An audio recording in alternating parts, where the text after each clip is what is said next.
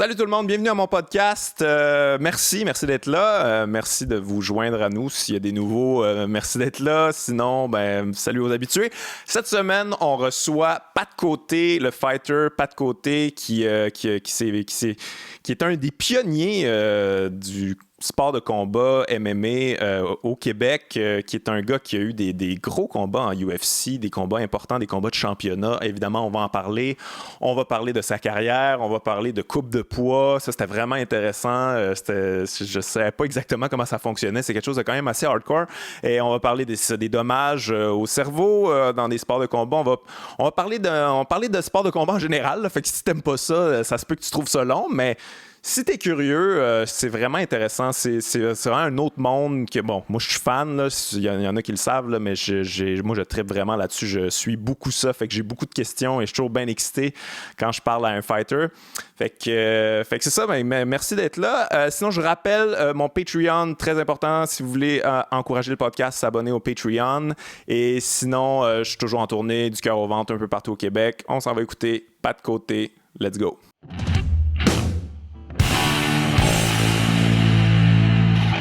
Hey, Pat Côté, yes. Bienvenue à mon podcast, mon gars. Merci de me recevoir. Très, très content de te recevoir, comme si j'étais un peu un geek de MMA. Fait que moi, je suis toujours content de pouvoir parler de ça avec quelqu'un qui connaît ça puis qui l'a vécu. Ah, je connais un peu ça. Un peu ça quand même, hein? Ouais. Parlons-en justement. Écoute, toi, comment t'as commencé? J'ai cru comprendre que c'était dans l'armée que t'as... Écoute, moi j'ai fait du judo longtemps quand j'étais jeune, surtout avec mes cousins, puis eux autres ils faisaient partie de l'équipe universitaire à Sherbrooke. Donc, ils m'amenaient d'un fois, puis on faisait du judo. Puis à un moment donné, j'ai comme perdu ça. J'ai joué au soccer vraiment de très, très haut niveau quand j'étais jeune. Ah ouais, OK. Haut niveau quand même? Ouais, j'ai joué pour l'équipe de l'élite de l'Estrie. J'ai été invité au camp d'entraînement de l'équipe du Québec aussi. OK. T'avais-tu des ambitions par rapport à ça? Ou... Ben oui, mais tu sais, en même temps, au Canada. C'est un peu rough, tu sais. J'aurais plus d'espoir si j'avais joué au hockey, mais non, moi, c'était le soccer, j'aimais bien ça. Puis à un moment donné, ça, je me suis enrôlé dans l'armée, puis j'ai commencé à boxer. Quand j'ai déménagé à Québec, j'ai trouvé un centre de boxe là-bas au Cogneur, puis j'ai commencé à boxer, puis j'ai pogné ça quand même assez vite. OK. Puis après ça, j'ai trouvé ma première équipe qui s'appelle Team Union, qui se spécialisait un peu plus dans le jiu-jitsu brésilien. OK. Puis j'ai tout mis ça ensemble, puis c'est ça. Puis comme je le dis souvent, le premier combat que j'ai fait, je me suis fait donner vraiment toute une raclée, là, vraiment. Mais je suis tombé en amour avec ce sport-là. Amateur, puis, ça, ou... Amateur, ouais. Ouais, amateur. OK. Quand je suis tombé professionnel, j'ai gagné mes 5 premiers combats, mais amateur... Mais ça, c'est une affaire, j'ai de la misère à comprendre. C'est quoi la différence entre amateur et pro? Des combats amateurs que j'ai vus, c'est pas mal la même affaire, là. Aujourd'hui, c'est un petit peu plus... c'est ça. Aujourd'hui, c'est un petit peu plus régi. Okay. Ça se passe quand même des réserves. Des réserves, là. Les combats amateurs, c'est principalement là. Exact. Parce que t'as pas de fédération qui gère ça quand même, là. Mais nous autres, dans ce temps-là, c'était plus des proving ground. Donc, t'avais pas le droit. Je pense que t'avais pas le droit de coup de coude. Puis c'est pas mal tout, je te dirais. Même affaire, finalement, c'est ça. C'était vrai. Les gants étaient pareils. Ouais, parce que moi, j'ai un ami, François Mété, qui a fait un documentaire sur sur le MMA, puis plus les combats amateurs, puis tout ça. Puis tu vois des événements à un moment donné, puis c'est comme... Ouais, je l'ai vu, ça. Ah ouais, tu l'as vu. C'est un peu louche, là. Ben oui, écoute, c'est un peu... sous un chapiteau, puis... c'est ça. Ça reste dangereux, tu sais, quand même. Il n'y a pas vraiment des gros tests. C'est quand même des gants quasiment pareils. Là, maintenant, je pense que c'est des gants 7 onces à la place des gants de 4 onces, mais... Ça change pas grand-chose. C'est plus pour éviter les coupures que d'autres choses. Il n'y a pas de tests médicaux, t'as des tests de tête, des tests de sang. Ouais. C'est un peu dangereux. Ça commence à être régi un petit peu plus de manière professionnelle et plus sécuritaire maintenant. En général, là, je veux dire, ça a été longtemps. Ouais, mais tu parles au niveau amateur? Je parle en général. Je veux dire, longtemps, ça a été... c'était comme dans une espèce d'entre-deux. Il y a eu beaucoup d'États qui... Je pense que New York, là, ça vient juste d'être... ça fait pas longtemps que c'est légalisé. Je veux dire, c'est un peu partout dans le monde, là, tranquillement. En France, c'est encore illégal. Oui, c'est ça. C'est ça, en France, la Fédération du judo est extrêmement forte au gouvernement. Puis c'est eux autres. Tu sais, t'as le gouvernement puis la Fédération du judo en France. Au niveau des sports, non, c'est pas des c'est eux autres qui gèrent le ministre des Sports quasiment. OK. Puis eux autres, ils ont toujours refusé d'avoir des arts martiaux. Ils font du pancrase. OK, ouais, les slaps, là. Les slaps, mais au sol, quand tu tombes au sol, t'as pas le droit de frapper. Ça devient plus un combat de jiu-jitsu. Okay. Mais debout, t'as le droit de frapper. C'est ça, je pense que c'est avec des mains ouvertes ou des choses comme ça. Mais vraiment, le sport des arts martiaux mixtes, c'est pas légal en France.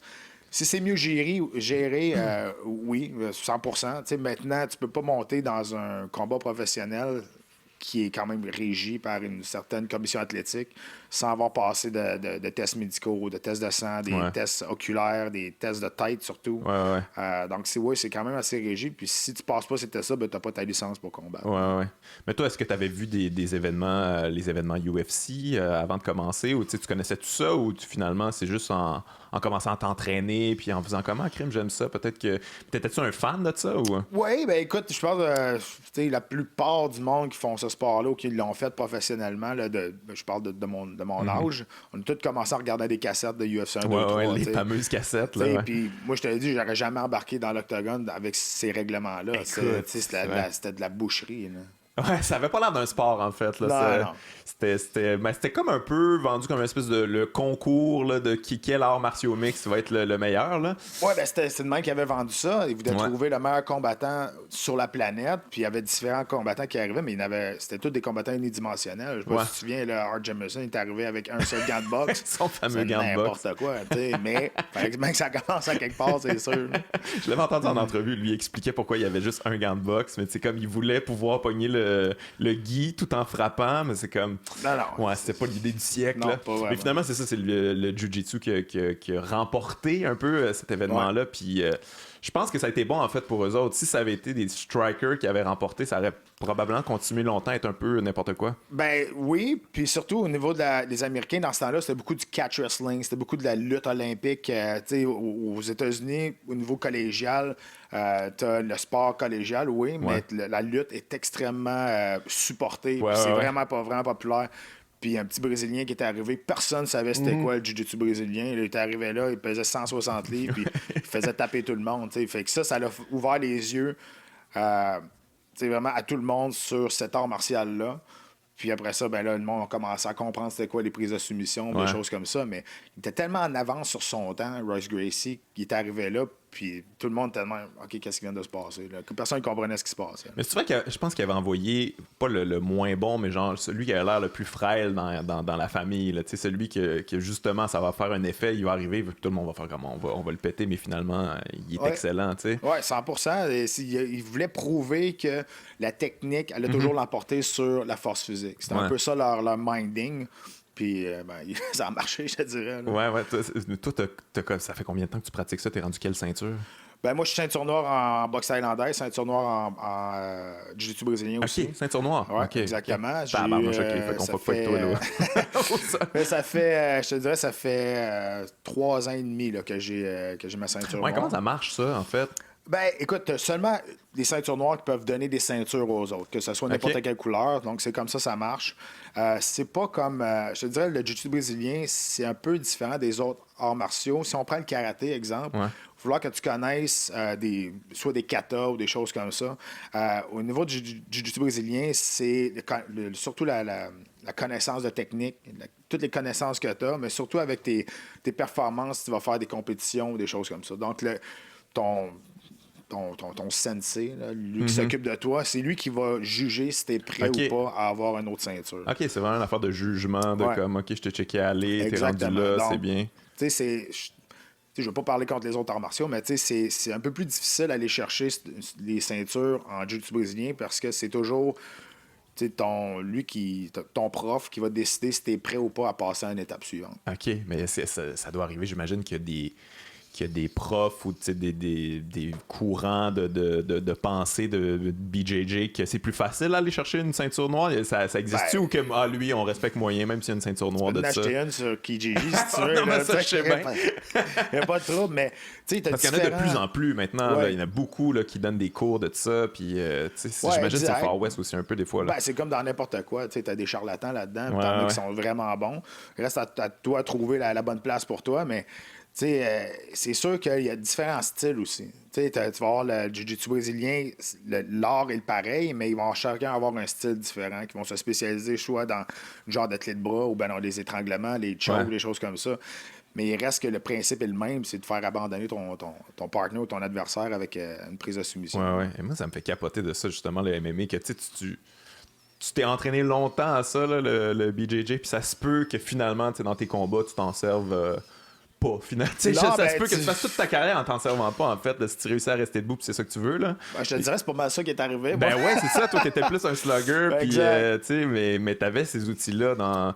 Mais c'est quand même fou, pareil, là. Tu sais, comment tu fais pour te motiver à t'entraîner à quelque chose que, finalement, il va te servir plus pour te défendre, puis te relever debout pour continuer à faire ce que tu veux faire, t'sais. Ben, à un moment donné, tu réalises que tu sois le plus complet possible pour être au niveau élite de ce sport-là. Tu n'as pas le choix. Puis tu regardes mes derniers combats. Je pense que ça venait avec la confiance aussi. Mes derniers combats, ben, j'ai travaillé beaucoup plus au sol. Quand tu regardes, j'ai failli passer la soumission à Ben Saunders, qui était un des combattants les plus dangereux au sol. J'ai travaillé au sol contre Joe Riggs. J'ai travaillé contre Kyle Loke. Puis tout le monde, quand ils se sont relevés, ils se demandaient qu'est-ce qui venait de se passer parce qu'ils me connaissaient plus comme étant un striker. Mais c'est ça, les arts martiaux mixtes, tu t'essayes d'être le plus complet possible. Comme ça, dans n'importe quelle situation, tu vas être capable de réagir. Puis tu n'as pas besoin de penser. Plus que tu en fais, plus que le muscle memory vient naturel. Ça vient naturel. Mais je pensais à ça récemment. Comme la UFC, quand ça commençait, c'était vraiment le BJJ là, qui dominait, là, en fait. C'était nouveau. Les gens, puis là, à un moment donné, les gens l'ont maîtrisé. Puis tout ça. Puis après ça, c'est devenu plus un peu, j'avais l'impression que c'était la lutte. Un peu qui était. Puis là, à un moment donné, le striking est revenu. Puis là, on est de retour à la lutte, je trouve, un peu en ce moment. Là. Les lutteurs sont assez dominants. Tu sais, comme au début, ben, il y en avait un qui dominait avec le jiu-jitsu brésilien. C'était Royce Gracie. Parce que les autres, tu avais des Dan Severn, tu avais des Ken Shamrock. Les autres, c'était des lutteurs, des catch wrestlers aussi. Puis, tu sais, eux autres, ils dominaient quand même jusqu'à temps de se faire pogner contre quelqu'un qui connaissait les soumissions. Puis, dans ce temps-là, il n'y en avait rien qu'un. C'était Royce Gracie. Mais après, dans le temps que Tito Ortiz est arrivé, qui a comme inventé le ground and pound, il a amené le ground and pound. C'est lui qui a inventé ça, OK. Ben, inventé, je veux dire, tu donnes des coups à terre. C'est pas l'invention du siècle, là, mais quand même. C'est lui qui l'a comme peaufiné, puis c'était le maître du ground and pound. T'amenais à terre, tu te relevais pas, là. Puis, il pendait. Puis, c'était un peu lui qui a amené le ground and pound à un autre niveau. Puis après ça, ben, tu sais, tout s'enchaîne après, là, tu sais. Parlons-en de lui, justement. Ça a été ton premier adversaire à UFC. Comment ça s'est passé, ça? Comment t'as atterri là contre Tito Ortiz? Quand même toute une entrée, là. Exact. On m'a donné l'opportunité de rentrer au UFC par la grande porte, quand même. J'ai été le premier Québécois à me battre dans un main event. Le C50, puis je niaise tout le temps avec ça, je dis tout le temps que Georges Saint-Pierre était sur ma sous-carte. Dans ce combat-là, il se battait contre Matthews en demi-finale. Ah ouais, OK, c'était contre la première fois? La première fois, exact. Atlantic City à l'UFC 50.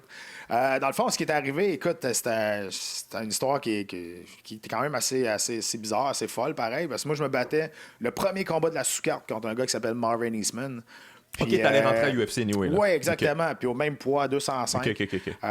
Puis, tu sais, ici au Canada, j'étais correct à 205 dans ce temps-là, parce qu'il n'y en avait pas beaucoup de connaissances de déshydratation, de coupe de poids. Mais, tu sais, eux autres, des gars comme Marvin Eastman, des gars comme Tito Ortiz, eux autres, ils ont fait de la lutte toute leur vie. Fait que, tu sais, eux autres, c'était des spécialistes un peu de déshydrater, puis ils étaient énormes. Là, ils étaient vraiment énormes. Mais ce qui est arrivé, c'est 4 jours avant le combat, Guy Mesger qui se battait contre Tito Ortiz, il y a eu une embolie cérébrale, une stroke qu'on appelle. OK, Puis là, tu sais, dans ce temps-là, il y avait 10, 11 événements par année. Fait qu'il ne pouvait pas se permettre d'en annuler un. Puis Tito Ortiz, c'était le poster boy encore de l'UFC. Il venait de perdre son titre face à Chuck Liddell, mais c'était un gars qui attirait encore beaucoup. Fait qu'il ne pouvait pas se permettre de perdre leur main event non plus. Fait qu'ils ont demandé probablement à tout le roster de l'UFC. Mais ils font encore ça, remarque, hein? Ils font encore souvent ça, là, tu sais. Ben c'est ça. Mais c'est pour ça qu'ils mettent on peut en reparler plus tard, mais des combats de championnat intérimaires, des affaires de même qui, moi, je suis plus capable d'entendre ça, là, mais... Puis, tu sais, pour remplacer Mesger, c'est sûr que c'est pas moi qui en blanc premier. Là. Ils ont demandé, ils ont demandé tout le roster de l'UFC, puis il n'y a personne qui a dit. Personne qui a dit oui. Il y avait la chienne de Tito. Puis quand ils m'ont appelé, j'ai appelé mon coach, puis j'ai dit why not? Let's go, on y va. Puis à 4 jours d'avis, pas le temps d'être nerveux. Moi, je cligne des yeux, il est en avant de moi. Le gars qui était sur mon screensaver d'ordinateur, il m'a arraché la tête. C'était une idole à toi? Oui. Tu sais, 1 an et demi, j'avais appelé mon chien un Golden, il me l'avait appelé Tito en hommage à lui. C'était vraiment quelqu'un que je regardais. Puis c'était la superstar à cette époque-là. Exact. Puis, tu sais, ce qui est arrivé dans ce combat-là, tu sais, je le dis souvent, puis je vais tout le temps le dire. J'ai perdu ce combat-là, puis c'est la meilleure affaire qui m'est arrivée. Perdre de cette façon-là. Moi, je n'étais pas supposé passer 30 secondes. Là, puis à 30 secondes, j'allais rocker. J'étais encore debout après 3 rounds. J'ai gagné la soirée. Tout le monde m'a connu après ce combat-là. Puis, tu sais, lui, c'est une performance décevante pour lui. Ouais, il était ouais, supposé me traverser, mais finalement, j'étais encore debout à la fin. T'étais-tu surpris de ça quand t'étais dans l'octogone contre lui? T'as-tu fait à un moment donné, OK, il est pas si hot que je pensais, peut-être que j'ai une chance, let's go. Puis... Mais je te disais, je peux pas vraiment dire ça parce qu'il m'a dominé. Non, mais je comprends, mais en même temps, tu sais, justement, comme tu dis, il était supposé te traverser, puis là, t'es pas traversé, puis t'es comme, OK. Mais tu sais, t'as des moments comme ça qui, tu te sens invincible, tu te sens blindé. Tu sais, moi, j'étais arrivé là, j'ai dit, écoute, je suis même pas supposé d'être là. Fait que, tu sais, j'étais pas rendu au niveau athlétique à bonne place. Ouais, c'était début de ta carrière. Ouais, c'était mon 6e combat professionnel. Ouais. Fait que, j'étais pas dans la bonne catégorie de poids non plus. Ouais, ça. International, je veux dire. Après ce combat-là, j'ai descendu. Puis, tu sais, je dis, mon premier combat UFC, c'est un main event. Je veux dire, c'est irréel. Mais en même temps, tu sais, j'avais rien à perdre. Fait que, quand t'as rien à perdre, on dirait que t'as pas mal moins de pression. Tu sais, j'ai mangé peut-être 300 coups de coude dans ce combat-là, mais j'étais encore debout à la fin. C'est ça qui est cool. Mais finalement, t'as-tu eu des bons feedbacks? La UFC, t'es-tu content que tu leur aies sauvé le cul aussi? Oui, mais c'est ça. Puis je pense que la relation que j'ai encore aujourd'hui à l'UFC, c'est un peu à cause de ça aussi. Ouais. Ils aiment bien ça, eux autres. Hein? Ils aiment bien ça, même si ça date de 2004. J'ai une relation incroyable avec l'UFC depuis le début. Je travaille encore pour eux autres comme commentateur. Puis... T'sais, moi, j'étais arrivé là, j'ai sauvé un peu l'événement. Mais après ce combat-là, c'est sûr que tout le monde connaissait mon nom là, sur la planète MMA, là, sur l'UFC.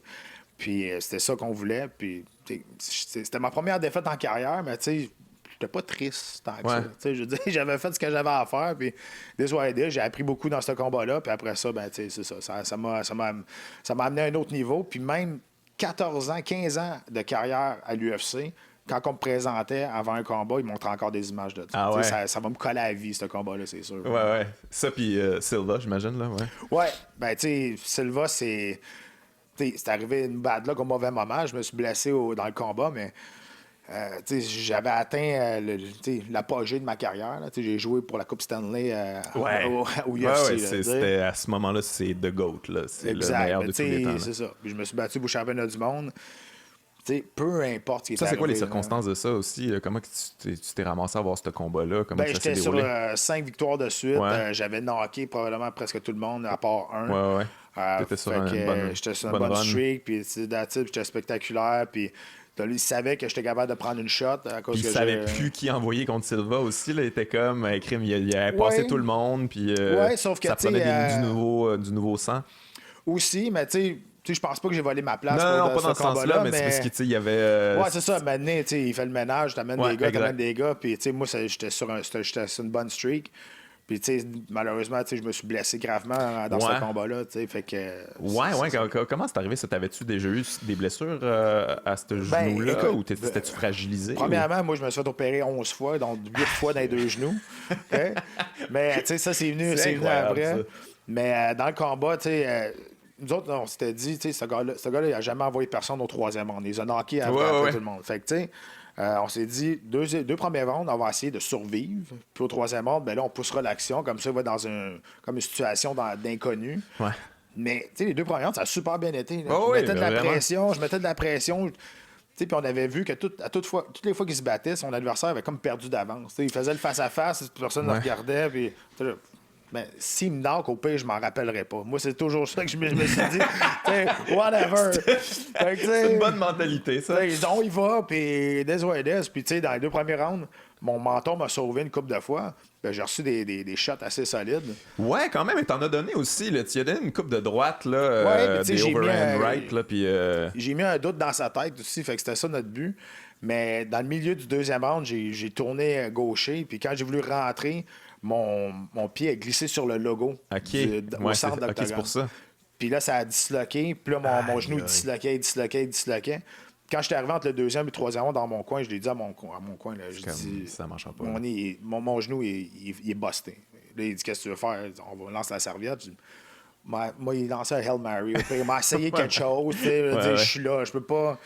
Mais finalement, quand j'ai voulu rentrer à l'intérieur, là, j'ai mis tout le poids sur mon genou, là, mon tibia, mon genou venu un à côté de l'autre. Tout a arraché, tout a pété. C'est quoi le feeling de ça? Comment ça fait extrêmement mal, j'imagine? Ça fait super mal, mais pas longtemps. Ah ouais, OK. Ouais, parce que tout est arraché de toute façon. Il n'y a plus rien qui tient. Fait que, ça snap d'une shot. Puis après ça, ben, tu sais, tant que tu marches, tu gardes en ligne droite, c'est sûr, ton genou, il est vraiment pas stable. Ouais. Ben, c'est pour ça que je suis sorti, moi, sur mes jambes après le combat. Puis Ouais, après ouais. ça, le monde disait, il a faké. Ben, après ça, ils ont bien vu que j'ai été out pendant 1 an et demi. Je me suis fait reconstruire 2 fois le genou. Mais, tu sais, je pense que ça a fait mal physiquement, mais, tu sais, d'avoir perdu, j'aurais aimé mieux qu'il me knock.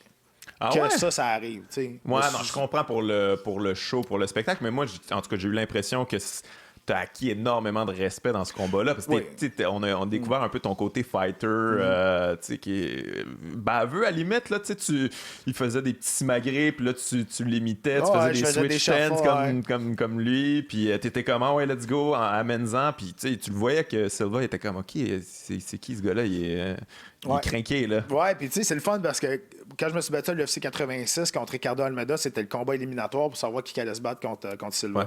J'ai gagné contre Ricardo Almeida par décision partagée. C'était un combat qui était super serré, mais ça a été une bonne décision des juges.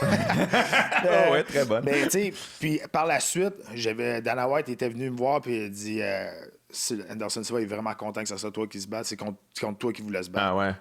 OK, cool. Tu sais, déjà, j'avais comme acquis un certain respect. Fait que ça, je trouvais ça good. Puis, tu sais, il dit, il sait que tu n'auras pas peur, il sait que tu vas y aller, puis tu vas donner un bon fight. Ouais. Ben, c'est pas mal ça, mon style. Ouais, tu donnes toujours un bon show. Fait que c'était pas mal ça, mais.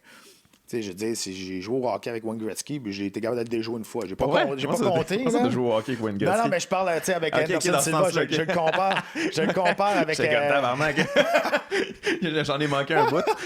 Non, mais c'est ça, tu sais, je le compare. Je fais tout le temps comparaison avec le hockey ici. Surtout à cette époque-là, là, tu l'as pogné à son pic. Ouais, là, vraiment. Vraiment au top de sa game. Puis tu le vois, il est tellement trop à l'aise, même. Tu sais, toutes les fois, le monde il me demande c'était comment de se battre contre lui. Je dis tout le temps, c'était compliqué. T'sais, c'était pas dur. Il frappe pas fort, il frappe tout le temps à bonne place, par exemple. Pas tant que ça, mais il est tellement précis. Il donne pas de coups. Il lance pas de coups pour rien. Ben c'est ça, il a pas lancé tant de coups dans ton combat. Mais c'était précis. Il y a une précision de 90% quasiment. Ouais. Mais en même temps, c'est parce que je m'en allais là, il était là. Je m'en allais là, il était rendu en arrière. J'étais comme, OK, arrête de bouger. Laisse-moi le temps là, de me placer. Ouais. Puis tu sais, qu'est-ce qui est dur quand tu te bats contre des combattants comme ça?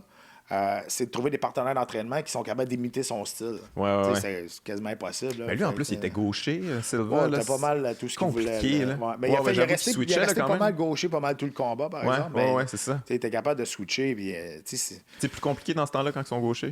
Ben, de la manière... Moi, je me suis battu... 75% des combattants, je me suis battu contre l'UFC, étaient gauchers. Je sais pas pourquoi, là, mais c'est arrivé comme ça. Mais c'est pas une question qu'il soit gaucher, droitier, Silva, c'est une question de la manière qu'il bouge. Ouais. De la manière qu'il est fluide, exact. Son gabarit, comment il est fait. Il est élancé, il a un bon reach, il l'utilise bien, les angles. Trouver un partenaire d'entraînement qui est capable de recréer ça pour te mettre dans le mind pendant que tu t'entraînes, puis arriver et pas être surpris dans son style, c'est impossible. Là. Fait que la première minute, là. Mais ça peut pas aussi être un danger de penser avoir trouvé le bon partenaire d'entraînement là, qui recrée vraiment bien le style, puis là t'arrives devant le vrai, puis t'es comme oh câlisse, je pensais que j'étais prêt, mais c'est différent là, parce que tous les fighters sont différents, là, c'est dur à recréer un style là, quand même. Là. Ouais, mais tu sais, il y en a qui sont plus de base, il y en a mais tu sais, des combattants comme ça, je me suis battu contre Cogny, contre Stephen Thompson, puis contre Silva, c'est des combattants qui sont uniques en leur genre. Trouver des partenaires d'entraînement qui sont moindrement capable un peu de recréer ce style-là, c'est un peu plus compliqué que si je me bats contre Justin Brockman. Qui a plus... Josh Brockman, excuse. Fait que, tu sais, c'est ça la différence. Silva, c'est-tu le meilleur que tu as affronté dans l'octogone, que tu considères qui avait plus de talent, qui était le plus casse-tête pour toi? Oui, 100%. Ouais, parce que t'as combattu contre des tops. Là. Ouais, mais tu sais, surtout... Wonderboy, Cowboy aussi. Mais surtout, quand je l'ai pogné. Surtout dans la période où je me suis battu contre, il était intouchable, il était invincible.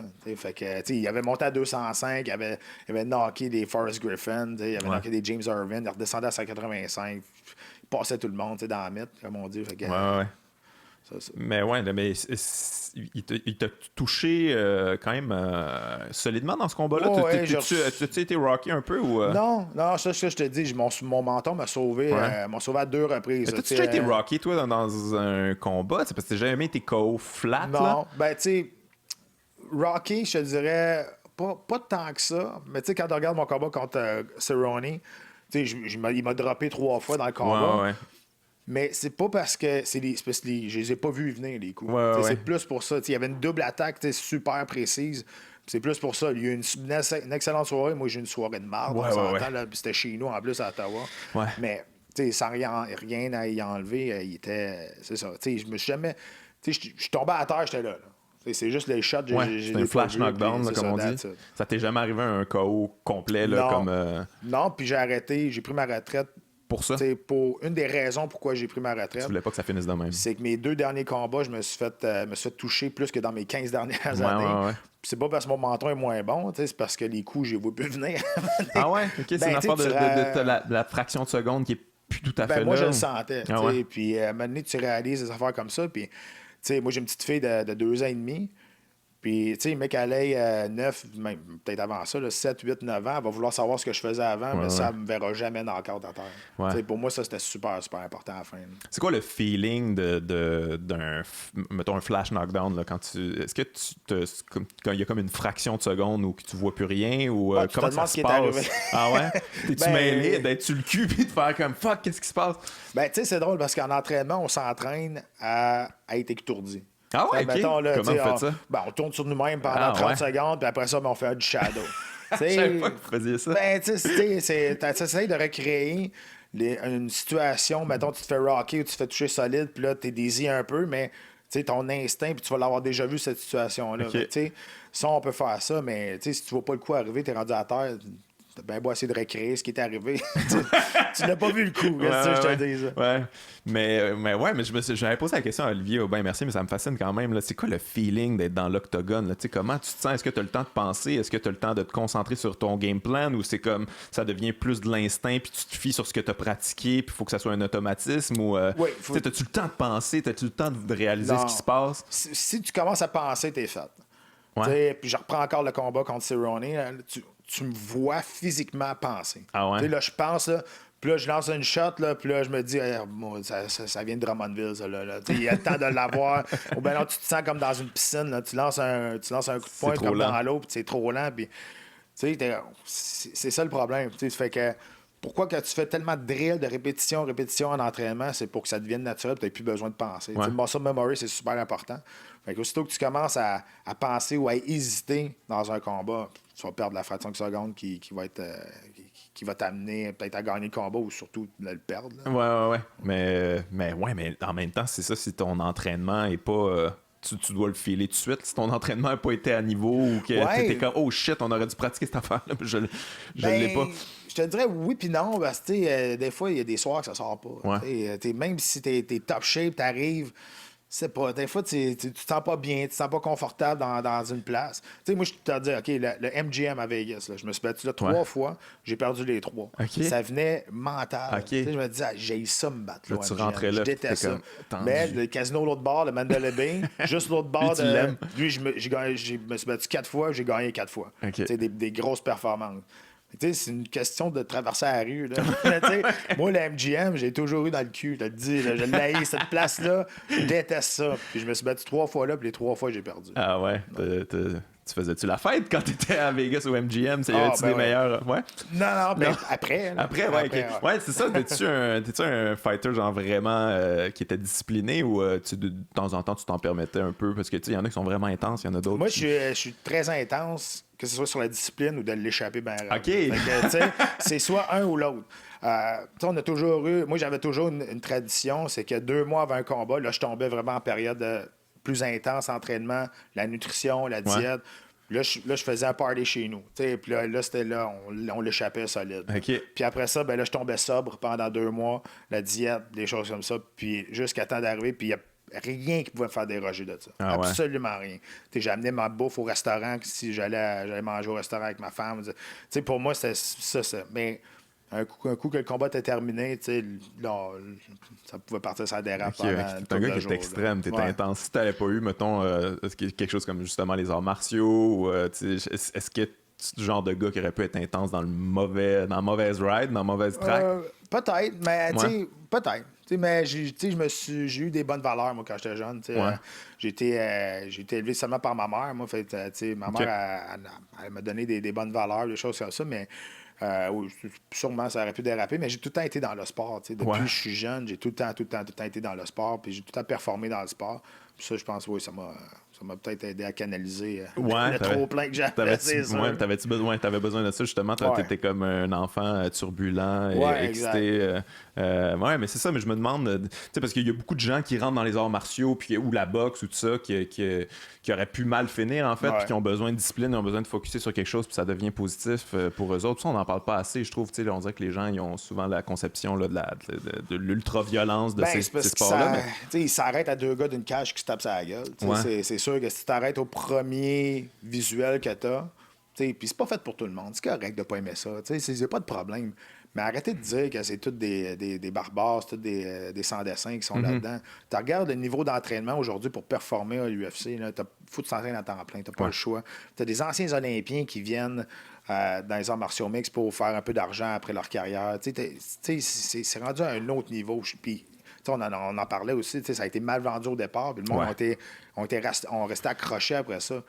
Mais, tu as le droit de ne pas aimer ça. Mais tu as un respect quand même qu'il faut que tu donnes à ces athlètes-là parce que c'est pas n'importe qui maintenant qui peut rentrer dans l'octogone. Moi, le patinage artistique, j'haïs ça. Là. Mais le gars qui fait un triple lot, pas capable de le faire. Là, je peux pas dire que c'est un tata là, parce qu'il fait ce sport-là, mais t'es pas obligé d'aimer ça non plus. Ouais, je pense que c'est l'aspect violence aussi, l'aspect du danger. Mais en tout cas, j'ai l'impression que les arts martiaux mixtes, c'est quand même moins dangereux que la boxe. C'est plate à dire. Moi, je suis un gros fan de boxe. J'aime beaucoup ça.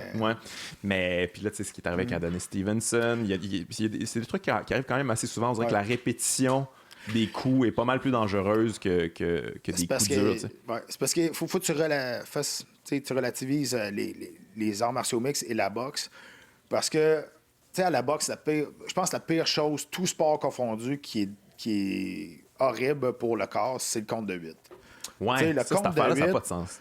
Le compte de 8, tu vas être déjà commotionné. Là. Puis, veux pas, tu as l'instinct du fighter, tu as l'instinct, là, tu vas te relever, tu sais comment ça marche, tu mets tes gants en avant de ta tête. C'est quoi ce test-là? Il monte tes gants, on est où? C'est comme si tu sais pas ça va vraiment pas bien. Puis tu peux tu peux avoir 4-5 combats de compte de 8 là, dans un combat aussi. Là.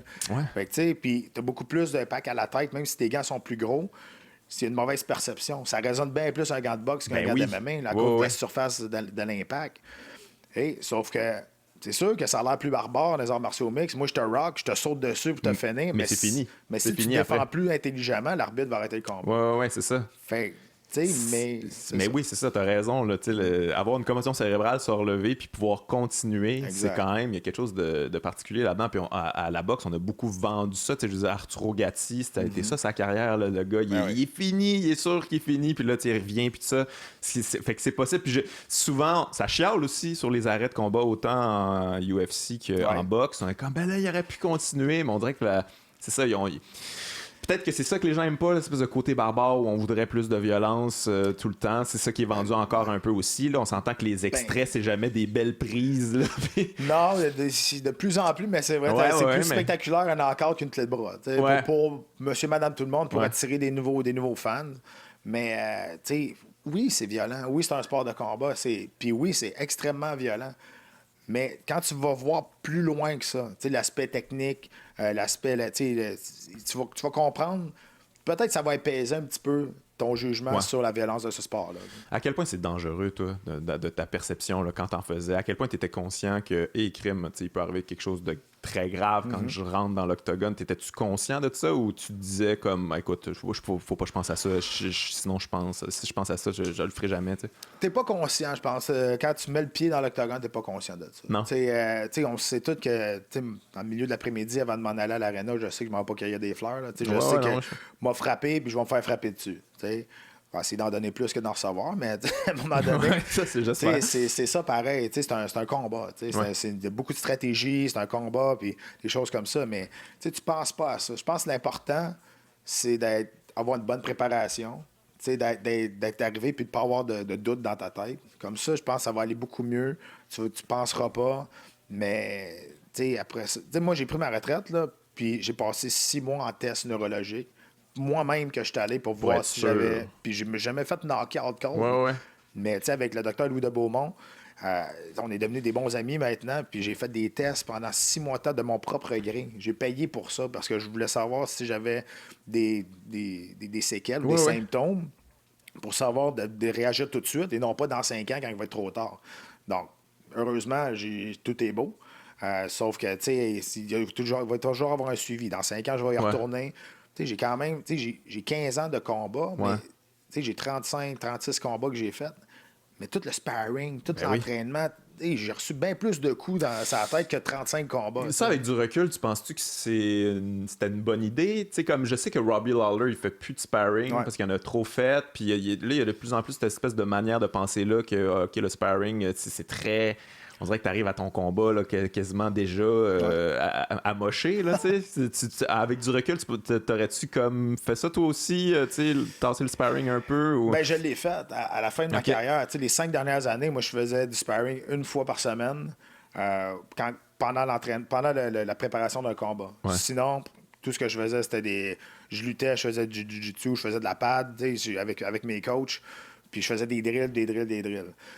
Mais tu sais, quand tu as 23, 24 ans, moi, je parais 3-4 fois, même 4-5 fois par semaine. Puis la mentalité a beaucoup changé aussi. Au début, quand on fait ça, c'était des toughs. Tu te mettais dans plein milieu de l'octogone, puis c'est OK, celui qui va tomber, ben, c'est lui le plus faible.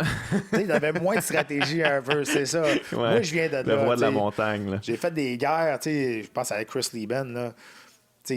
On s'est planté en plein milieu, là, puis le monde capotait. Là, au gym, ça? Non, dans un combat Okay. contre Chris Lieben. Puis ça a été ridicule, mais en même temps, je vais parler de ce que le monde ne voit pas dans un combat. Il se passe tellement d'affaires dans le regard des deux combattants. Tu es là, puis tu as un respect qui se build, qui se construit pendant tout le combat.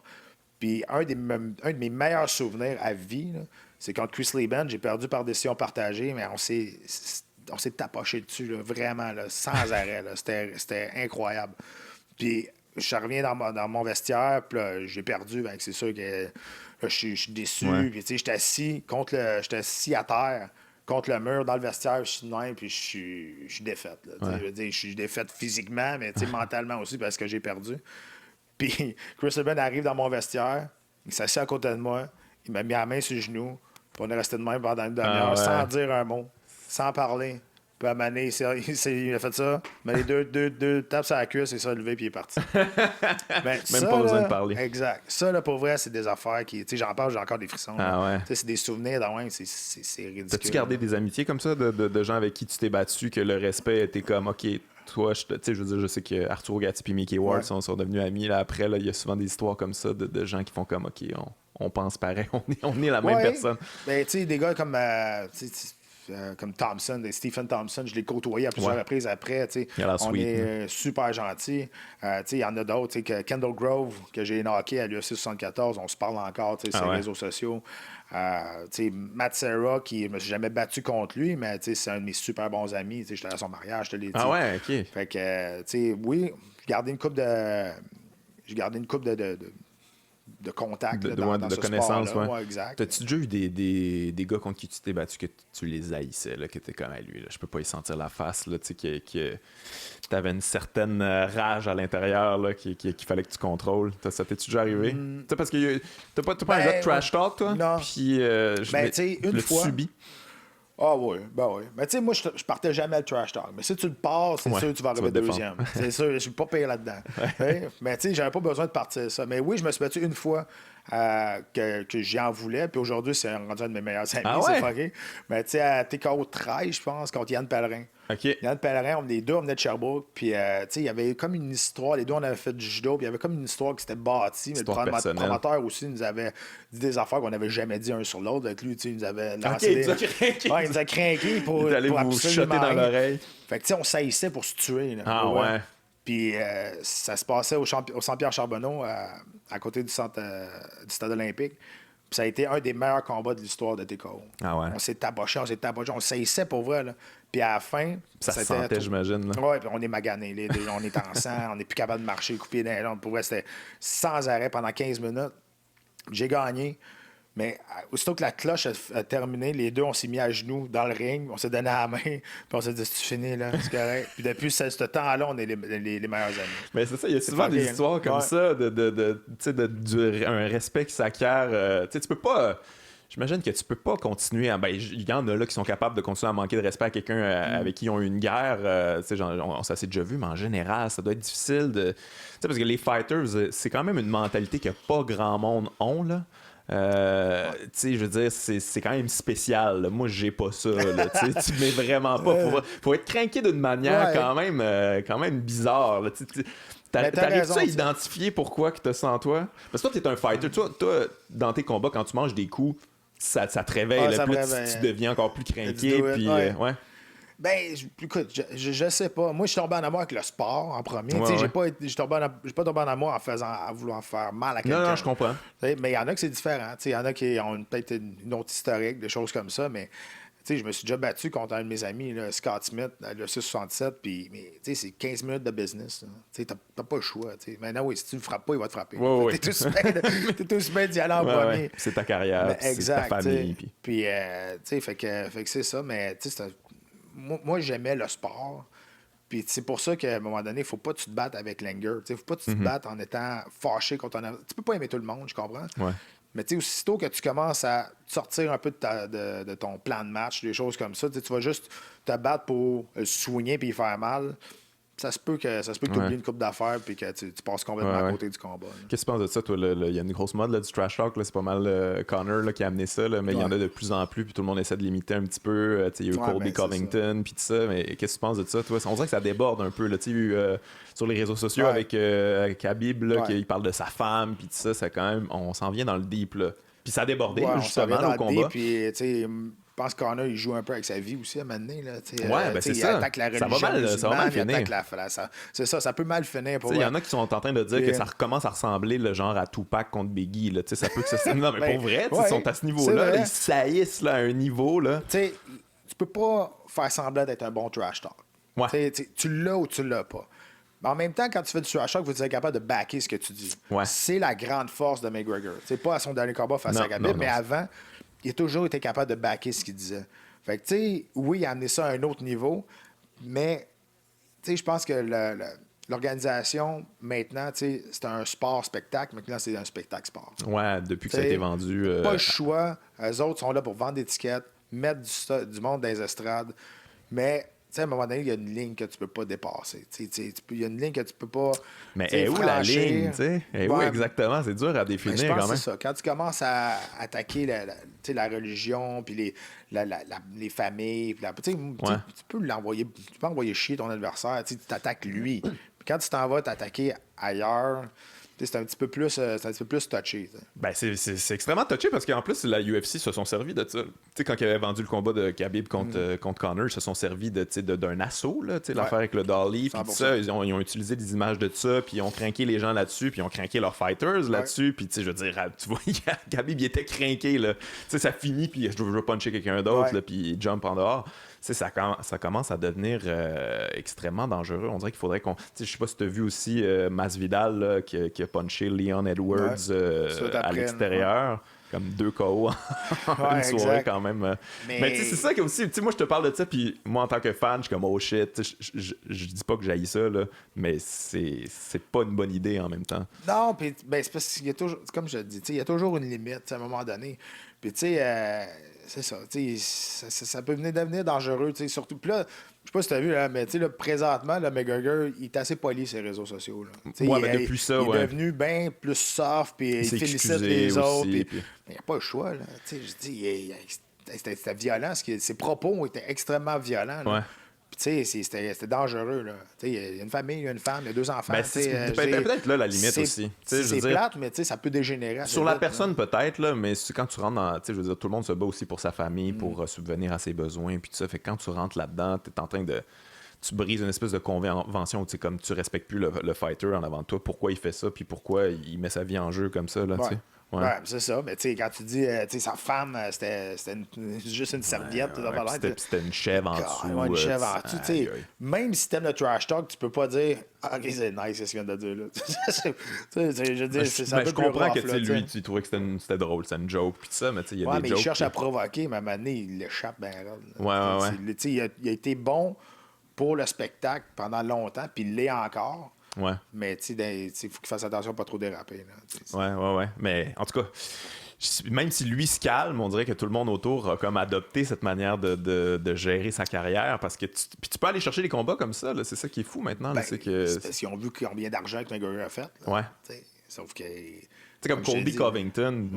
Tu crois-tu à ça? Tu crois-tu que c'est vrai qu'il est comme ça? Moi, j'ai vraiment l'impression que c'est une joke. Là. Non, c'est pas un être agréable, là, Covington. Non, mais je comprends, mais tu sais, qu'il trippe sur Trump à ce point-là, avec la casquette. J'ai vraiment l'impression qu'il joue le heel. Là. Je vais être le gros méchant que vous voulez haïr, puis je vais avoir un combat de championnat comme ça, tu sais. Ouais, ben tu sais, oui, mais en même temps, il est plate comme combattant. C'est ça qui arrive. McGregor, c'est complètement différent. Là. Il passait des paroles aux actes, puis t'es capable de backer ce qu'il disait. Ouais. Je reviens à dire ça, mais c'est ça pareil. Quand tu commences à faire du trash talk, veux pas, tu te mets de la pression sur ses épaules. Maintenant, là, faut que tu livres la marchandise.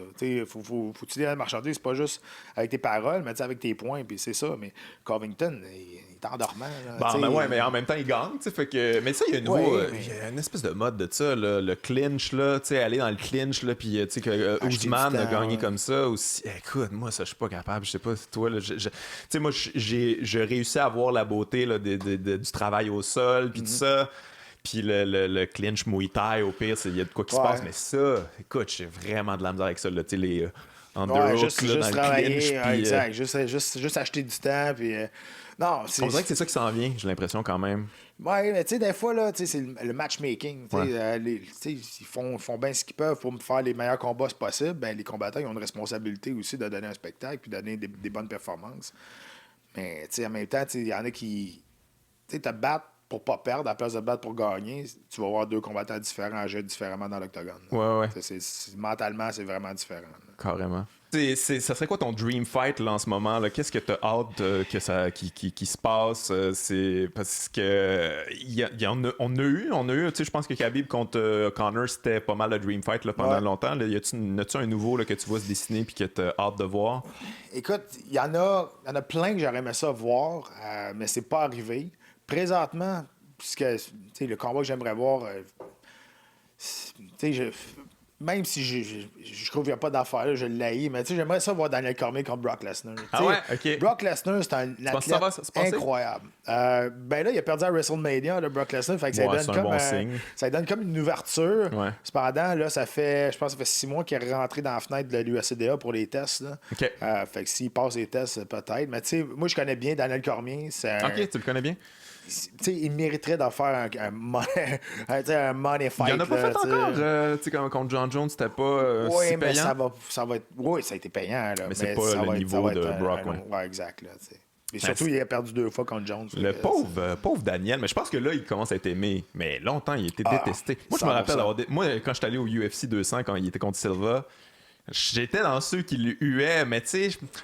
Par défaut. Ouais, mais c'est juste que tu sais, Silva, il arrive, il est pas entraîné, puis il donne un kick dans le ventre, puis là, tout de suite, Cormier, je pense qu'il a eu mal, puis il a fait que non, on va aller au sol, puis moi, je vais étouffer ça au sol. Fait que là, je pense que c'est ça qu'on haïssait, mais tu sais, il a l'air tellement fin, il est tellement un bon gars, puis il est tellement bon en plus, tu sais. Ça a été longtemps le champion mal aimé. Là. Ouais. C'est sûr et certain. Puis là, ça commence à changer. Puis longtemps, je sais pas pourquoi tout le monde le trouvait plate, mais il a jamais été plate. Un gars qui est, il est puissant, il amène les gars au sol, il fait des prises de wrestling, là, genre quand même impressionnantes. Il a fait flipper Gustafsson dans les airs. Ouais. Il a amené, quand il a passé soumission à Anthony Johnson aussi. C'est un gars qui est quand même assez complet aussi. Ouais. Fait que, non, il a knocké Stipe Miocic. T'étais surpris de ça? Miocic. Qui knock Stipe? Ben, moi, je capotais, j'en revenais pas. Oui, mais en même temps, je trouve que Miocic a fait tellement un combat mauvais, là, une stratégie. C'est lui qui allait se coller contre Cormier. T'sais, à la place de boxer, c'est un bon boxeur, de garder sa distance, de travailler. Non, c'est lui qui allait se coller dessus quasiment. Puis à un moment donné, ils sont retombés au clinch, puis Cormier, il a passé un overhand par-dessus. Mais je trouve que la stratégie de ce combat de Miocic était vraiment. J'avais l'impression vraiment qu'il pensait mauvaise. vraiment le traverser parce que c'était pas. Il avait l'impression que c'était comme il était plus petit, puis que c'était pas si grave que ça. Puis tu le vois au début, il cogne, puis fait OK, il reste encore là, Cormier. Tu sais, des lutteurs qui sont allés aux Olympiques, là, ça veut dire qu'ils ont lutté toute leur vie. Là. Ils ont développé une force physique, surtout dans le clinch, au corps à corps, là, qui est pas pensable. Tu pognes des vrais lutteurs, là, c'est des troncs, là, ça bouge pas. Là. Fait que, je comprends pas s'il a pensé ça, c'est une mauvaise préparation. Ouais. Mais il était tellement sur une bonne streak, là. Il était rendu le poids lourd, le meilleur de tous les temps. Puis, c'est lui qui a sorti Cleveland de la ville de loser. Ça a été le premier champion de Cleveland. Après ça, tu as eu les Cavs. Mais c'est ça pareil. Puis qui était pompier en même temps. C'est quand même fucked up. Il l'a encore? Ah ouais. Ça me fascine quand même. Mais ça, c'est-tu la preuve que finalement la UFC paye pas assez cher ou? Non, c'est différent parce que Chris Lytle qui se battait à l'UFC un peu dans le même temps que moi quand on a fait The Ultimate Fighter 4 ensemble, lui était pompier aussi à Indianapolis. Okay. Puis il me disait, pour vrai, si tu veux garder ta job, pompier aux États-Unis, c'est la meilleure job. Parce qu'ils vont tout le temps te backer. Ils vont tout le temps te backer. Si tu t'entraînes, tu as une prime d'entraînement en plus. Si tu utilises le gym de la caserne, il dit si tu veux aller faire un entraînement à gauche à droite ou pour un combat, ils vont tout le temps te libérer. Ils vont tout le temps t'encourager. Fait que moi, c'est ça qu'il m'avait dit. Miocic, je le connais pas, mais point de vue pompier, là, Chris Lytle m'avait confirmé ça. Ouais. Mais toi, je pense qu'au début de ta carrière, tu étais encore dans l'armée quand tu te battais, ça se peut-tu? Ouais. Ouais, Comment tu faisais pour mixer les deux? Moi, j'ai eu des bons boss dans l'armée. Okay. C'est quand même, j'ai eu des boss qui m'ont backé, quand même bien, ce qui est très rare dans l'armée, je te dirais. Okay. C'est plus du backstabage que du backage, je te dirais. Mais en tout cas, ça a peut-être changé, là, mais dans le temps que j'étais là, c'était comme ça. Mais j'ai été chanceux quand même, j'ai eu des bons boss qui m'ont soutenu et qui m'ont encouragé. Puis c'est ça. Puis en 2004, quand je me suis battu contre Tito, moi, je voulais sortir de l'armée pour essayer de faire carrière là-dedans. Fait que j'ai brisé mon contrat, puis j'ai vraiment lancé 25 cents dans les airs, puis je me suis dit, OK, let's do it. Parce que moi, je voulais avoir un an de congé sans solde pour l'armée, pour pas sortir, puis revenir, puis repasser quand des recrues. J'étais rendu caporal quand même. Fait que ça faisait quand même une couple d'années que j'étais là. J'avais servi en Bosnie aussi. Puis t'as servi en Bosnie, ça? Je savais pas, je me demandais si t'avais fait des missions, justement. Puis finalement, j'ai sorti, puis j'ai pris une chance, puis finalement, ça a bien tourné. Mais, c'est ça. Mais t'es un gars d'adrénaline, dans le fond, de danger, quand même. L'armée, servir en Bosnie, puis tout ça, c'est quand même... tu te mets dans des situations... c'est-tu quelque chose qui te drive ou c'est juste un hasard? Encore aujourd'hui, je te dirais, du temps, j'en ai pas. Puis je fais exprès parce que sinon, je m'ennuie. Moi, j'ai 45 projets en même temps. Je suis associé dans différentes causes, dans différentes fondations. Des fois, je me dis, je serais pas capable d'arriver à la fin de la journée. Là. Mais j'ai besoin de ça. Sinon, je m'emmerde, je m'ennuie. Là. C'est incroyable. Là. Mais en même temps, je me trouve du temps pour passer du temps avec ma fille, avec ma femme.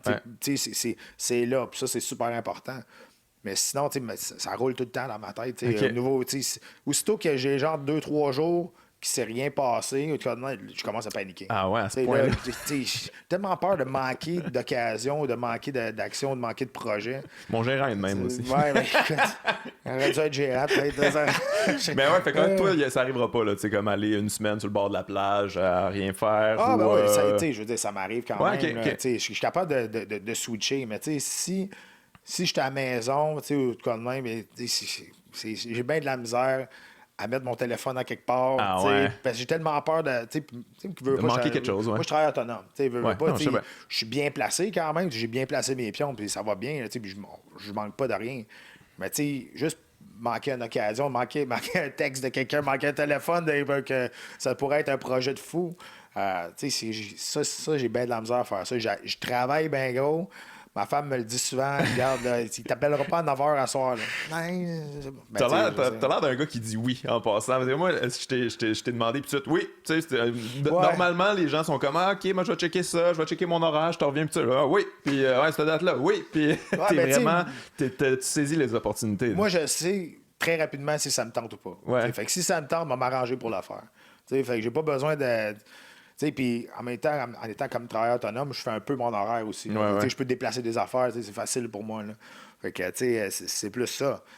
Mais, tu sais, je le sais tout de suite. Là. S'il y a quelqu'un qui me demande de faire de quoi, ben, ou être impliqué dans une fondation ou partir un nouveau projet ou de quoi de même, je le sais dans les 10 premières secondes si ça me tente ou si ça me tente pas. Puis si ça me tente de me mettre du temps là-dedans, puis je ne tournais pas les coins ronds. Ouais, je comprends. Mais c'est bon, quelqu'un qui a dit oui à Tito Ortiz au début de sa carrière, c'est un gars qui dit oui en général. J'étais jeune et naïf aussi, là, mais ça m'a amené à vivre la vie que j'ai aujourd'hui. T'en as parlé un petit peu tantôt. T'as dit oui à Ultimate Fighter aussi. T'as vécu cette expérience-là de télé-réalité. Comment t'as trouvé ça? C'est quelque chose que t'as apprécié ou ça t'a fait chier? C'est un peu... on rentre un peu plus dans le personnel, on te suit au jour le jour. Moi, j'adorais ça. Ah ouais, t'as trippé là-dessus? Moi, je le referais demain matin. Puis j'ai coaché d'Ultimate Fighter aussi là, pour Team Canada. Ouais, mais en 2006, c'était Ultimate Fighter 4. Ah, c'était juste le 4? Ouais, c'était le 4e. Puis ça s'appelait The Comeback. Ça veut dire que c'était des combattants qui avaient déjà combattu à l'UFC, mais qui avaient une fiche vraiment moins bonne que le potentiel que l'organisation voyait. Tu sais, il y avait Dean Thomas, t'avais Matt Serra, t'avais Chris Lytle. Tu sais, des combattants qui avaient quand même un nom, mais qui n'étaient pas sur une bonne... Leur fiche était pas bonne. T'sais, moi, j'étais 0-4 à l'UFC quand je suis rentré là. Mais ils m'ont donné une chance d'aller dans l'Ultimate Fighter. Fait que je suis allé là, puis je me suis rendu en finale. Fait que, c'est vraiment là que j'ai explosé, exactement. Fait que, tu sais, ça c'est cool. Puis, tu sais, ce que je trouve le fun là-dedans, c'est que le grand prix de Ultimate Fighter 4, c'était un combat de championnat du monde face à Anderson Silva. Okay. Moi, j'ai perdu en finale, mais j'étais allé chercher pareil par en arrière, par le détour avec d'autres... C'était qui en finale? T'étais contre qui en finale? J'étais contre Travis Luther. Ah, OK. Puis lui, il a failli pas à peu près. Là. Travis Luther, je me rappelle plus de lui, pas en tout. Travis Luther, il est arrivé au combat, c'était à l'UFC 67, justement. Puis c'était son prix d'avoir un combat de championnat du monde face à Anderson Silva. Puis il n'a pas fait le poids. Super, ça, ces gars-là. Là. Il est arrivé, il n'a pas fait le poids. Puis la veille, il est en train de couper du poids, puis il savait qu'elle allait le manquer. Il est arrivé la journée de la pesée sur le stage, il avait pas un poil nulle part. Il était désespéré, il s'est rasé la tête, il s'est rasé les jambes, tout le gars. T'as sûrement une livre de cheveux, mon chum. Voyons donc, comment tu peux être désespéré? J'en ai vu du monde désespéré faire le poids. J'ai vu du monde aller donner du sang la journée de même. Ah ouais, OK, ça se fait, ça? Ben... non, ça se fait pas. Légalement, t'as pas le droit? OK. Ben, t'as le droit, mais il n'y a personne d'assez cave pour faire ça. C'est Cody McKenzie qui a fait ça. Là. Fait que, lui, c'est un spécial, mais c'est ça. Du monde qui sont désespérés. Mais toi, niveau poids, ça a bougé quand même pas mal. T'as commencé haut, puis t'as fini par... ton sweet spot, tu considères-tu que c'était 170? Parce que t'as eu une bonne run à 170, on sentait que t'étais à l'aise. Ben, j'ai eu une bonne run à 185. J'ai aussi, non, mais c'est sûr. Mais en même temps, j'avais pas les connaissances dans ce temps-là pour le faire. Je pensais que je connaissais la nutrition quand je me battais à 185 parce que j'avais parlé à une couple d'entraîneurs, une couple de nutritionnistes aussi, comment faire. Puis je faisais mes affaires moi-même, ça marchait bien. Puis je pensais que je connaissais bien les affaires. Puis quand je commençais à travailler, quand je commençais à me battre à 170, j'ai appelé quelqu'un qui m'avait référé, Jean-François Gaudreau, qui est rendu un de mes super bons amis et mon partner à notre centre sportif. Puis là, j'ai compris que je connaissais absolument rien de la nutrition. C'est vraiment pas. Puis c'est ça. J'ai commencé une run à 170, mais... Qu'est-ce que tu mangeais? Sérieusement, c'est de la science. Je peux pas expliquer ça pour que tout le monde comprenne, parce que c'est du cas par cas. C'est vraiment, on a tous un corps différent, on a tous des besoins différents. Puis rendu à ce sport-là, il y en a beaucoup qui sont rendus, même au UFC, qui manquent le poids. Moi, ça me fait halluciner, raide. Puis, oui, il y a des coupes de poids vraiment drastiques. Moi, je me déshydratais de 22 à 23 livres en 18 heures. Mais c'est parce que j'étais capable de le faire, puis on le faisait comme il le faut. Tu te sentais-tu bien là-dedans? Oui, je me sentais bien. Je vais te conter une anecdote tantôt à Québec, quand je l'ai déshydraté de 26 livres. Ça, j'étais pas bien. Mais, je commençais à travailler avec Jean-François Gaudreau, puis... tout le monde dit, ouais, mais si tu avais eu les connaissances avant, est-ce que tu aurais fait 170 plus vite? Je ne sais pas. Peut-être que oui, peut-être que non. En même temps, j'ai une bonne run à 185. Aussi, mais descendre à 170, ça a prolongé ma carrière de 4-5 ans. Ouais, je pense que je ne m'aurais pas battu encore pendant 4-5 ans à 185. Les gars étaient rendus ben trop fort. Quand je me suis battu, mon dernier combat à 185, c'était ici à Montréal, contre Alessio Sakara. Puis, les deux, on est à 185 la veille, ça a pesé. Je savais qu'il était un peu plus gros physiquement que moi. Puis le lendemain, je le regardais et je me disais, c'est son frère, c'est pas lui. Il y a 20 livres de plus. Il avait doublé, là, pour vrai, j'hallucinais. Là. Ouais. Puis tu le sentais. Ouais, je le sentais. J'ai gagné, mais tu sais, c'est ridicule. Fait qu'après ça, je me suis dit, OK, là, c'est moi qui va faire cet effet-là. Fait que j'ai fait des sacrifices nécessaires. Ouais. Tu sais, je me pesais à 170, mais le lendemain, j'étais à 192, 193 dans l'octogone. Ok, Fait que, tu sais, c'est des connaissances, des sacrifices à faire, mais c'est surtout savoir comment le faire pour pas crever, là, parce que c'est super dangereux. Là. Mais toi, tu gérais ça tout seul avant. Là, tu faisais ta bouffe tout seul, t'avais pas de nutritionniste, Non, exact. tu Je checkais pensais ça. que je savais comment me déshydrater aussi. Là. Je me déshydratais de 8 livres. Là. Je pensais que j'étais au bout. Là. Mais c'était quoi les techniques que tu faisais pour te déshydrater? Écoute, c'est ça aussi, une coupe de peau quand même assez drastique. D'habitude, c'est entre, je te dirais, entre 14 et 17 livres, là, les combattants ils vont être capables de se déshydrater. Mais moi, j'étais capable de le faire. Puis, la déshydratation, c'est. Tu vois physiquement le changement, mais c'est 90% dans la tête. Là. C'est bien beau être le clown le plus drôle. Là, quand ça fait 15 livres que je coupe, là, ta joke, elle sera pas drôle. Ouais. C'est impossible. Exact. Fait qu'il faut que tu fasses ça avec du monde qui connaît super bien, puis surtout du monde qui sont habitués de le voir. Au début, tu parles, puis à un moment donné, tu parles plus. S'il continue à te parler, là, tu vas lui dire, là, fermez sa gueule. Là, mais il faut que le monde qui sont autour de toi, ben, ils comprennent les signes que là, on est rendu là, on est rendu là. Moi, je coupais le poids tout le temps avec les trois mêmes. Puis, ça a toujours bien été. Mais, tu parlais de la préparation. Mettons, ça se prépare 1 mois d'avance. Vraiment, avec la nutrition, avec le sodium, avec juste de bien manger, mais surtout de diminuer ton taux de gras le plus bas possible. Ouais. Parce que plus que tu es lean, plus que tu as une masse maigre, plus facile ça va être déshydraté. Okay. La mauvaise conception, tu regardes quelqu'un, il est super cut, tu vas dire, ah, lui, il n'y a plus rien à perdre, ça va être dur la coupe de poids. Ça, c'est une erreur parce que le muscle est beaucoup plus d'eau dans un muscle que dans du gras. Fait que c'est beaucoup plus facile de déshydrater un muscle que du gras. C'est fait de 70% d'eau. Fait que plus que tu es lean, plus que tu as de la masse maigre, plus facile ça va être déshydraté. OK. Je savais pas ça. C'est ça. Fait que, tu sais, pendant la semaine avant le combat, 6 jours avant, pendant 3 jours de temps, tu vas boire à peu près 7 à 8 litres d'eau par jour. Ça a l'air niaiseux à dire, là, mais essaie de boire 8 litres d'eau par jour. Faut que tu te forces. Là, maintenant, t'es carré. Mais le principe pour faire ça, c'est que tu surloades ton corps d'eau pour qu'il rentre dans un processus qui s'appelle de flush naturel. Donc, ça veut dire qu'après 3 jours, ton corps, là, il va flusher naturel tous les liquides. Fait que tu vas aller aux toilettes à toutes les 15 minutes. Là. Peut-être toi 5 minutes, parce que t'es 10 minutes. Moi, on prend beaucoup de pauses dans mes podcasts. vous le voyez pas. Mais tu sais, ça, c'est le principe. Fait que quand tu vas commencer vraiment le processus de déshydratation, d'aller dans le sauna, des choses comme ça, ton corps, il va flusher naturellement comme il faut parce que tu l'as comme habitué à pas être en manque de liquide. Ouais. Fait que là, tu vas déshydrater, puis tu sais, premièrement, nous autres, on commençait dans le sauna. On a une espèce de crème qui ouvre les pores de peau. OK. Ça s'appelle de l'alboline. Pour voir, c'est du démaquillant pour femmes. Là. OK, carrément. C'est carrément ça. Mais tu sais, ça ouvre les pores de peau, fait que tu commences à suer beaucoup plus vite. Tu vas mettre un sauna suit, tu vas mettre des cotons ouatés, tu t'habilles. Okay. Le processus est assez simple, là, c'est que faut que tu fasses sortir l'eau de ton corps. Mais tu sais, il faut que tu prennes le temps de le faire.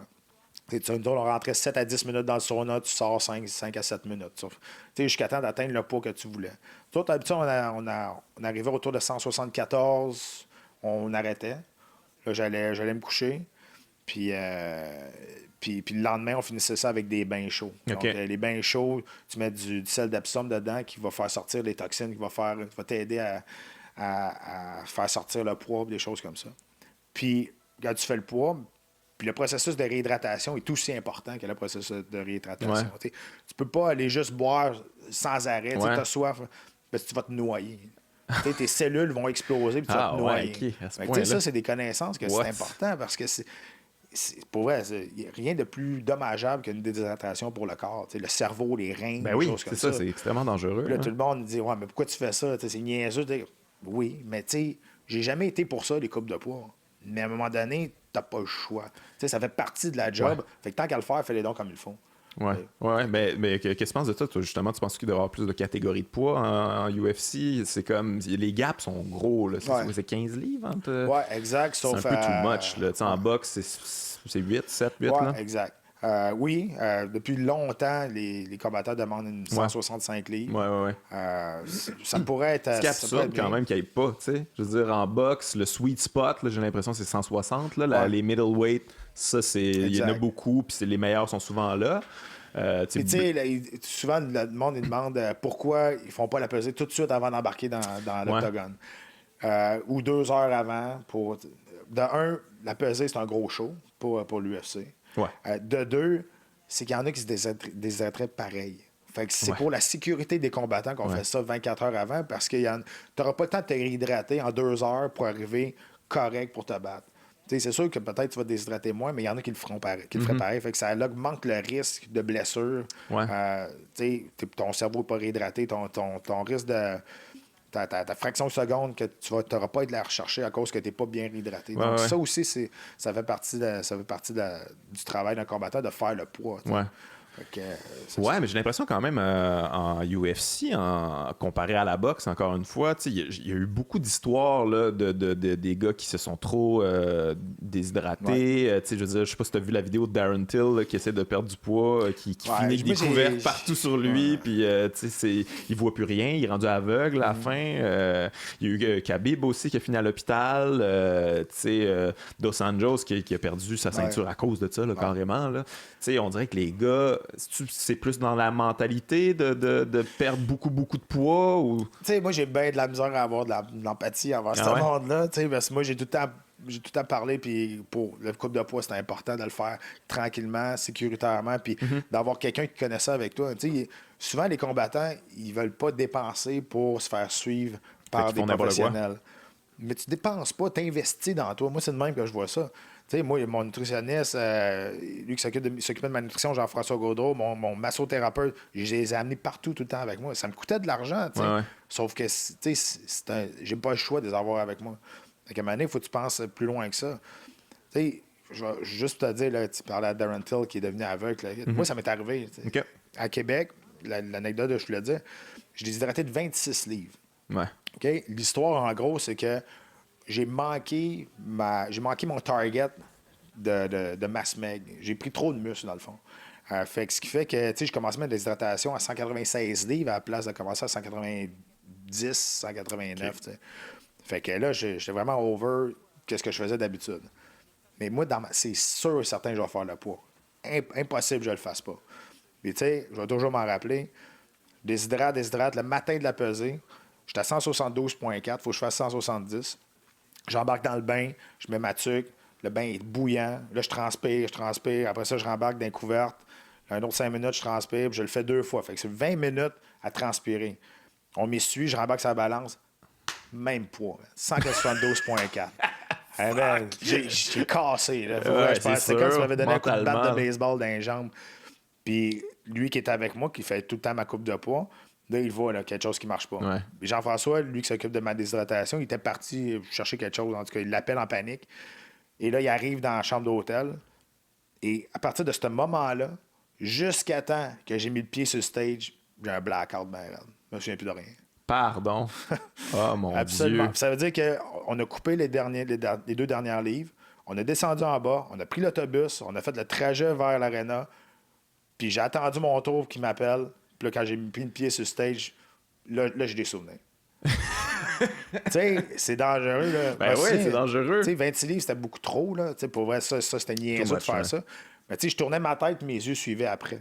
Je tournais ma tête, mes yeux suivaient après. Ouais, mais ça, tu parles de ça. T'en parles comme si c'était un combat, là. Puis là, t'as un autre combat après, là. C'est ça qui me fait capoter de la perte de poids souvent, c'est que, faut attaquer ça, puis ça a l'air d'être un struggle pour les gars. Puis là, après ça, en 24 heures, faut qu'ils switchent. OK, j'ai un combat maintenant, un combat contre quelqu'un qui veut me fesser d'en face, là, tu sais. C'est quand même, c'est hardcore, là. Ça fait 2 combats en 48 heures, ça, là. Puis, tu sais, c'est très difficile, la coupe de poids. Très, très, très difficile pour les reins. T'sais, pour les organes vitaux, c'est dommageable. Mais c'est ça. Puis après, moi, ce combat-là, j'ai coupé 26 livres. Là. Je me suis battu contre Carl Noak. Puis on a fait 3 rounds. Puis j'ai gagné tous les 3 rounds. Mais j'ai eu une bonne réhydratation, comme il faut. Avant, on pouvait prendre des intraveineux avant. Sauf que là, c'est facile de mettre des masquants là-dedans si t'as pris du stock ou de quoi de même. Fait que là, t'as plus le droit de prendre des intraveineuses. Fait que là, tu le fasses tranquillement, puis tu aies les connaissances. Encore une fois, c'est juste une question de connaissances. T'sais. Mais il y a comme une petite mode, là, quand même. Une petite mode. J'en ai vu une couple là, qui finalement décide d'y aller un peu plus à leur poids naturel. Là. Anthony Pettis, c'est un peu ça qu'il a fait. Puis finalement, il a knocké Wonderboy. Les gars on dirait que moi, on dirait que c'est plus. T'es plus pour ça, toi, tu sais, comme. Toi, quand tu étais plus à ton. Tu marches à quel poids? Quand tu étais plus à ton pic, tu marchais à quel poids à peu près? Genre naturellement? 2,15. 2,15, ok, quand même. 2,15, okay. mais tu sais, j'étais plus pesant de qu'est-ce que j'avais l'air. Ouais. T'sais, mais je regarde les gars aujourd'hui à 185 livres. Là, je regarde, voyons donc, je pourrais pas compétitionner aujourd'hui avec ces gars-là. Ouais. Ils sont énormes. Ouais. C'est ridicule. Mais encore une fois, avec les années, tu travailles avec du monde qui connaissent ça, la nutrition, les choses comme ça, fait qu'ils sont capables de partir de beaucoup plus gros, puis de faire le 185 livres, puis c'est ça. T'sais. Toi, à ton époque, c'était moins réglementé quand même. Que quand tu as commencé, en tout cas, avec le UFC 50, là, on remonte un bout là, quand même. Là, c'était moins. J'ai l'impression que Tito était. Il y avait un peu de juice là-dedans. Là, maintenant, c'est réglementé. C'est un peu à cause de Georges, en fait. Là. 100%. Ouais. 100%, tu trouves, OK? Ben oui, c'est sûr. Ça a été son cheval de bataille pendant des années, pendant les 4 ans qu'il avait pris sa semi-retraite. Là. Ouais. Mais ça a été ça. Puis, ben oui, moi, je peux te nommer là, tous les combattants que je me suis battu contre qui étaient sur le jus. Là, tu le sens, ça? Tu le vois, genre? Oui, je dis, c'est différent. Là. Tu le pognes, tu dis, ouais? c'est bon. Okay, c'est du métal, fuck! Ouais, mais en même temps, c'est ça. Fait que, c'était pas réglementé, c'était pas checké tant que ça. Mais c'est ça. À Star, c'est pas parfait, c'est mieux. Tu penses qu'il y en a encore pas pire? Ben ouais. C'est Romero, puis. Ouais, mais tu sais, lui, il s'est fait pogner aussi. Ouais, Costa lui a inventé une histoire de pilule pour l'estomac. Mais tu sais, je sais pas que j'ai inventé, mais c'est pas fait. Ils sont tous créatifs dans leur histoire. Mais tu sais, là, la nouvelle affaire, là t'as vu TJ Dillashaw, il s'est fait pogner pour le PO. Ouais, là, lui, c'est. Tu sais, il y a le doping et il y a le blood doping. Tu sais, le doping, c'est. Les combattants, les athlètes, ils vont se pardonner ça entre eux autres un peu. Ils vont dire ouais, c'est dopé, mais ils vont pas le bâcher tant que ça. Le blood doping, c'est un autre niveau, par exemple. C'est quoi ça? C'est blood doping, c'est que tu peux pas. C'est le PO, ça? Ouais. Exact. C'est du dopage sanguin. Okay. Fait que tu peux pas dire que j'ai eu des suppléments contaminés ou de quoi de même. Il faut que tu prennes l'aiguille et tu t'as foutre dans la veine. Là, puis ça, TJ l'a dit, il a avoué. Il peut pas. Il peut plus pas. difficile de. L'aiguille a glissé. Puis... C'est ça. Mais tu sais, en même temps, les stéroïdes, ça te donne pas du talent. Non. Je suis pas pour ça, mais ça te donne pas du talent non plus. Je veux dire, tu vas pas devenir meilleur de tes habiletés à cause que tu as pris du stock. Non, c'est sûr. Sauf que, tu sais, habileté égale, ouais. tu vas avoir un edge. Ouais, mais j'imagine que ça donne aussi un peu de confiance. Je veux dire, TJ, j'ai toujours trouvé que c'était un gars qui était très confiant, il bouge beaucoup dans...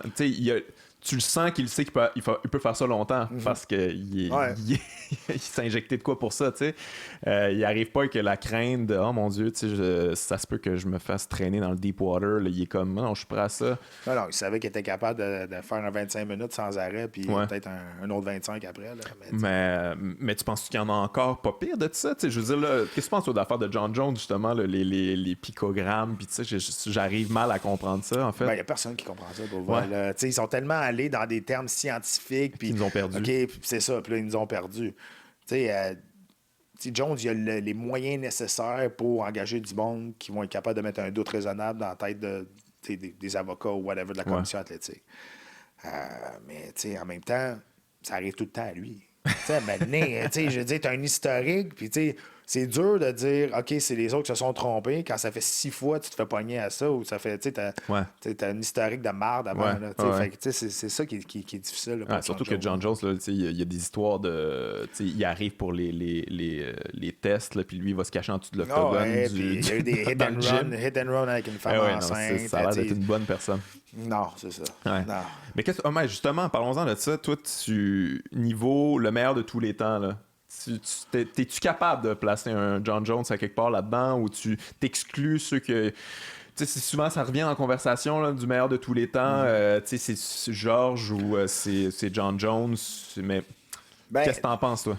Moi, je vais te dire, sur quoi je me base pour savoir le meilleur de tous les temps, c'est l'ensemble de l'athlète.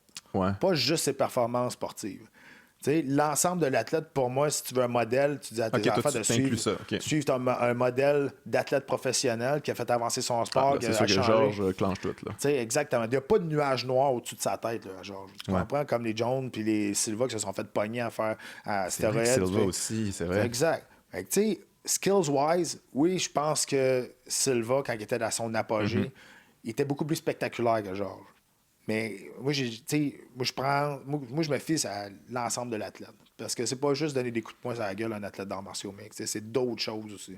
C'est pour ça que moi, Georges, pour moi, c'est un exemple à suivre. C'est le meilleur de tous les temps. C'est sûr. Puis c'est pas parce que c'est un Québécois. Puis toi, tu vois plus ça. Cute, là. Mais non, mais je comprends. C'est un peu le Mohamed Ali du MMA, dans le sens que, Mohamed Ali avait l'aspect social aussi. Il avait l'aspect d'être un leader, d'être un leader positif, tout en ayant des performances. Puis, tu sais, veut pas. Georges a reçu beaucoup de critiques parce que ses combats étaient plates, en guillemets, parce qu'il terminait pas. Sauf que tout le monde qui se battait contre Georges savait que il voulait les amener à terre, puis il n'y en a pas un qui était capable de résister. Ça, c'est un autre niveau. Quand ton adversaire. Contre des lutteurs, là, des vrais lutteurs. Là. Quand ton adversaire sait ce que tu vas faire, tu es capable de le faire pareil. Là, t'es ailleurs. Puis Georges avait tous les outils aussi. Il était capable d'échanger debout. Il y avait les kicks. Il y avait tout dans son arsenal quand même. Ouais, puis tu parles de combattant complet. On vient là-dessus. Il n'y avait pas. Il est comme dessiné au crayon. C'est comme un super-héros. Tu comprends? T'es de même. Mais tu sais, ça prend du monde un peu failé pour être aussi focusé là-dedans. Puis encore aujourd'hui, les gens, j'étais à la retraite, il a la même maudit horaire que quand il se battait. Là. Il s'entraîne 2-3 fois par jour. Toute la... Mais tu y crois-tu, cette retraite-là, toi? Ou c'est comme non, c'est pas du leverage pour essayer de revenir? Ou, Non, parce qu'il est sorti de la fenêtre de l'USCDA. Donc, ça veut dire qu'il ne se fait plus tester.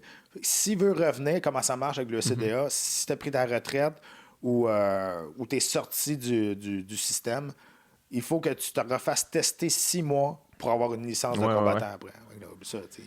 S'il est sorti, il est sorti. Il est sorti. Ouais, OK. Mais t'es-tu entraîné, toi, avec Georges? C'est quelqu'un que tu as côtoyé un peu? Pendant longtemps, mais autour de 2009, là, on a pris des chemins différents. Ouais. Mais tu sais, de 2004 à 2009, là, on s'entraînait souvent. OK. Puis c'était comment s'entraîner avec Georges? C'est un gars extrêmement discipliné, intense.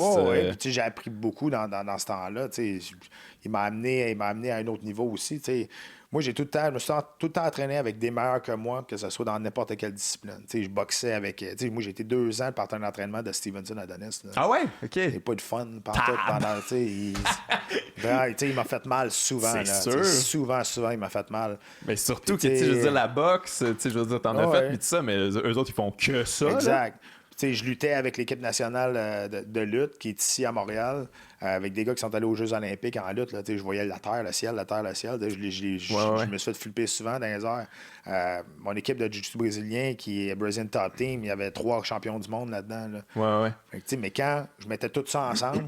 Ben là, j'étais un bon combattant d'arts martiaux. Mais toi, c'était justement ça, ta mentalité de toujours te battre de toujours t'entraîner contre les meilleurs. J'ai entendu Masvidal en entrevue dire ça, que lui, quand il y a quelqu'un qui est vraiment bon, qui rentre dans le gym et comme, oh, là, je vais apprendre quelque chose avec lui. Mais sinon, quelqu'un qui sait qu'il peut battre, comment, là, moi, qu'est-ce que je fasse avec ça? Je vais le battre, je le sais, anyway. Je veux toujours les meilleurs de leur discipline. C'est sûr que si t'es tout le temps le meilleur dans ton gym, tu vas plafonner maintenant. Tu pourras pas t'entraîner. C'est peut-être bon pour la confiance, mais tu vas frapper un mur à un moment donné. T'as pas le choix. En revenant à Georges, tu le places où, toi, comme dans l'histoire... en fait, dans l'histoire sportive du Québec, je trouve qu'on n'y est pas assez respecté. C'est comme... c'est considéré comme le meilleur de tous les temps de sa profession. Puis au Québec, c'est comme, on comprend, mais pas tout à fait. Ben, c'est sûr, c'est à cause de son sport, là, c'est pas à cause de lui. Tu penses, ouais? Mais tu sais, on l'a vu, il s'est fait inviter souvent, il s'est fait inviter 2-3 fois à tout le monde en parle. On veut y donner... On veut lui donner de la publicité, de la reconnaissance, mais son sport va toujours être une béquille pour lui. Il veut pas, même si c'est un gars qui s'exprime bien. Il parle de philosophie, il parle de la spiritualité des arts martiaux aussi. Il y a une fondation contre l'anti-bullying aussi, donc il redonne. Je pense que c'est la semaine passée à l'Assemblée nationale, on lui a rendu hommage aussi. Oui, c'est vrai, j'ai vu ça. Peu à peu. Il y a ce respect-là. Exact. Mais pour moi, c'est inconcevable qu'il ne sera jamais ou qu'on ne le mette pas au temple de la renommée sportive du Québec et du Canada. Pour moi, ça serait vraiment une insulte à Georges. Ouais, non. Puis il a ouvert les portes aussi à beaucoup de Québécois, là, où, tu sais, je veux dire, en fait, ça a ouvert la possibilité de ce rêve-là. Tu sais, toi, t'étais le premier, mais il y a quand même une petite histoire entre le Québec puis la UFC. Il y en a eu quelques-uns. Tu sais, il y a eu David Loiseau avant, il y a eu David Loiseau était le premier Jean Taboulet Québécois aussi, ouais. à se battre à l'UFC. Après ça, ben, il y a eu Georges, il y a eu moi, il y a eu Steve Vigneault s'est battu une fois à l'UFC. Ouais, c'est vrai. Ouais. Tu as eu Jonathan Goulet qui s'est battu de nombreuses fois, je pense 9 fois.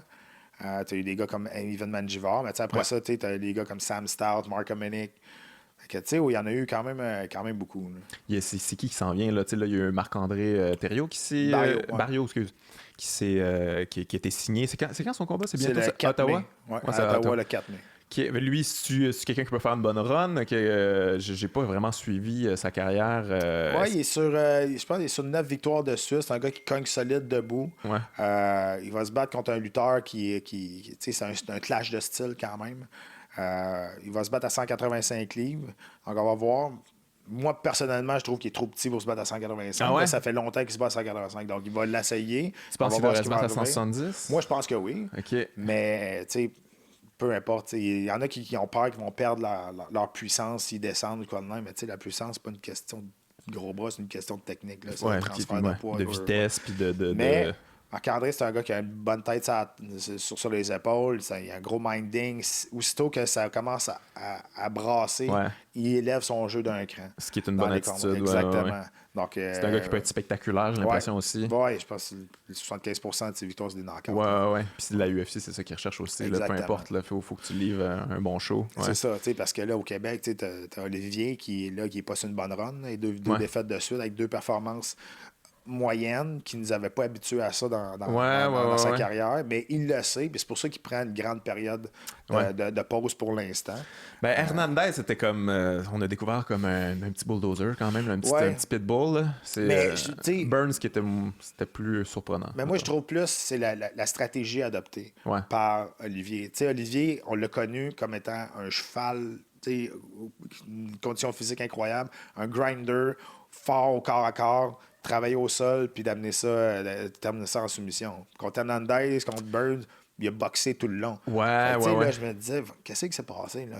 Il s'est dénaturé. Il a développé son striking, mais... Tu veut pas, peut-être à une échelle plus grande, c'est exactement ce qui est arrivé avec Ronda Rousey. Ouais. Quand elle a commencé à penser qu'elle était une bonne boxeuse, elle s'est fait geler raide. Ouais, ça a mal fini.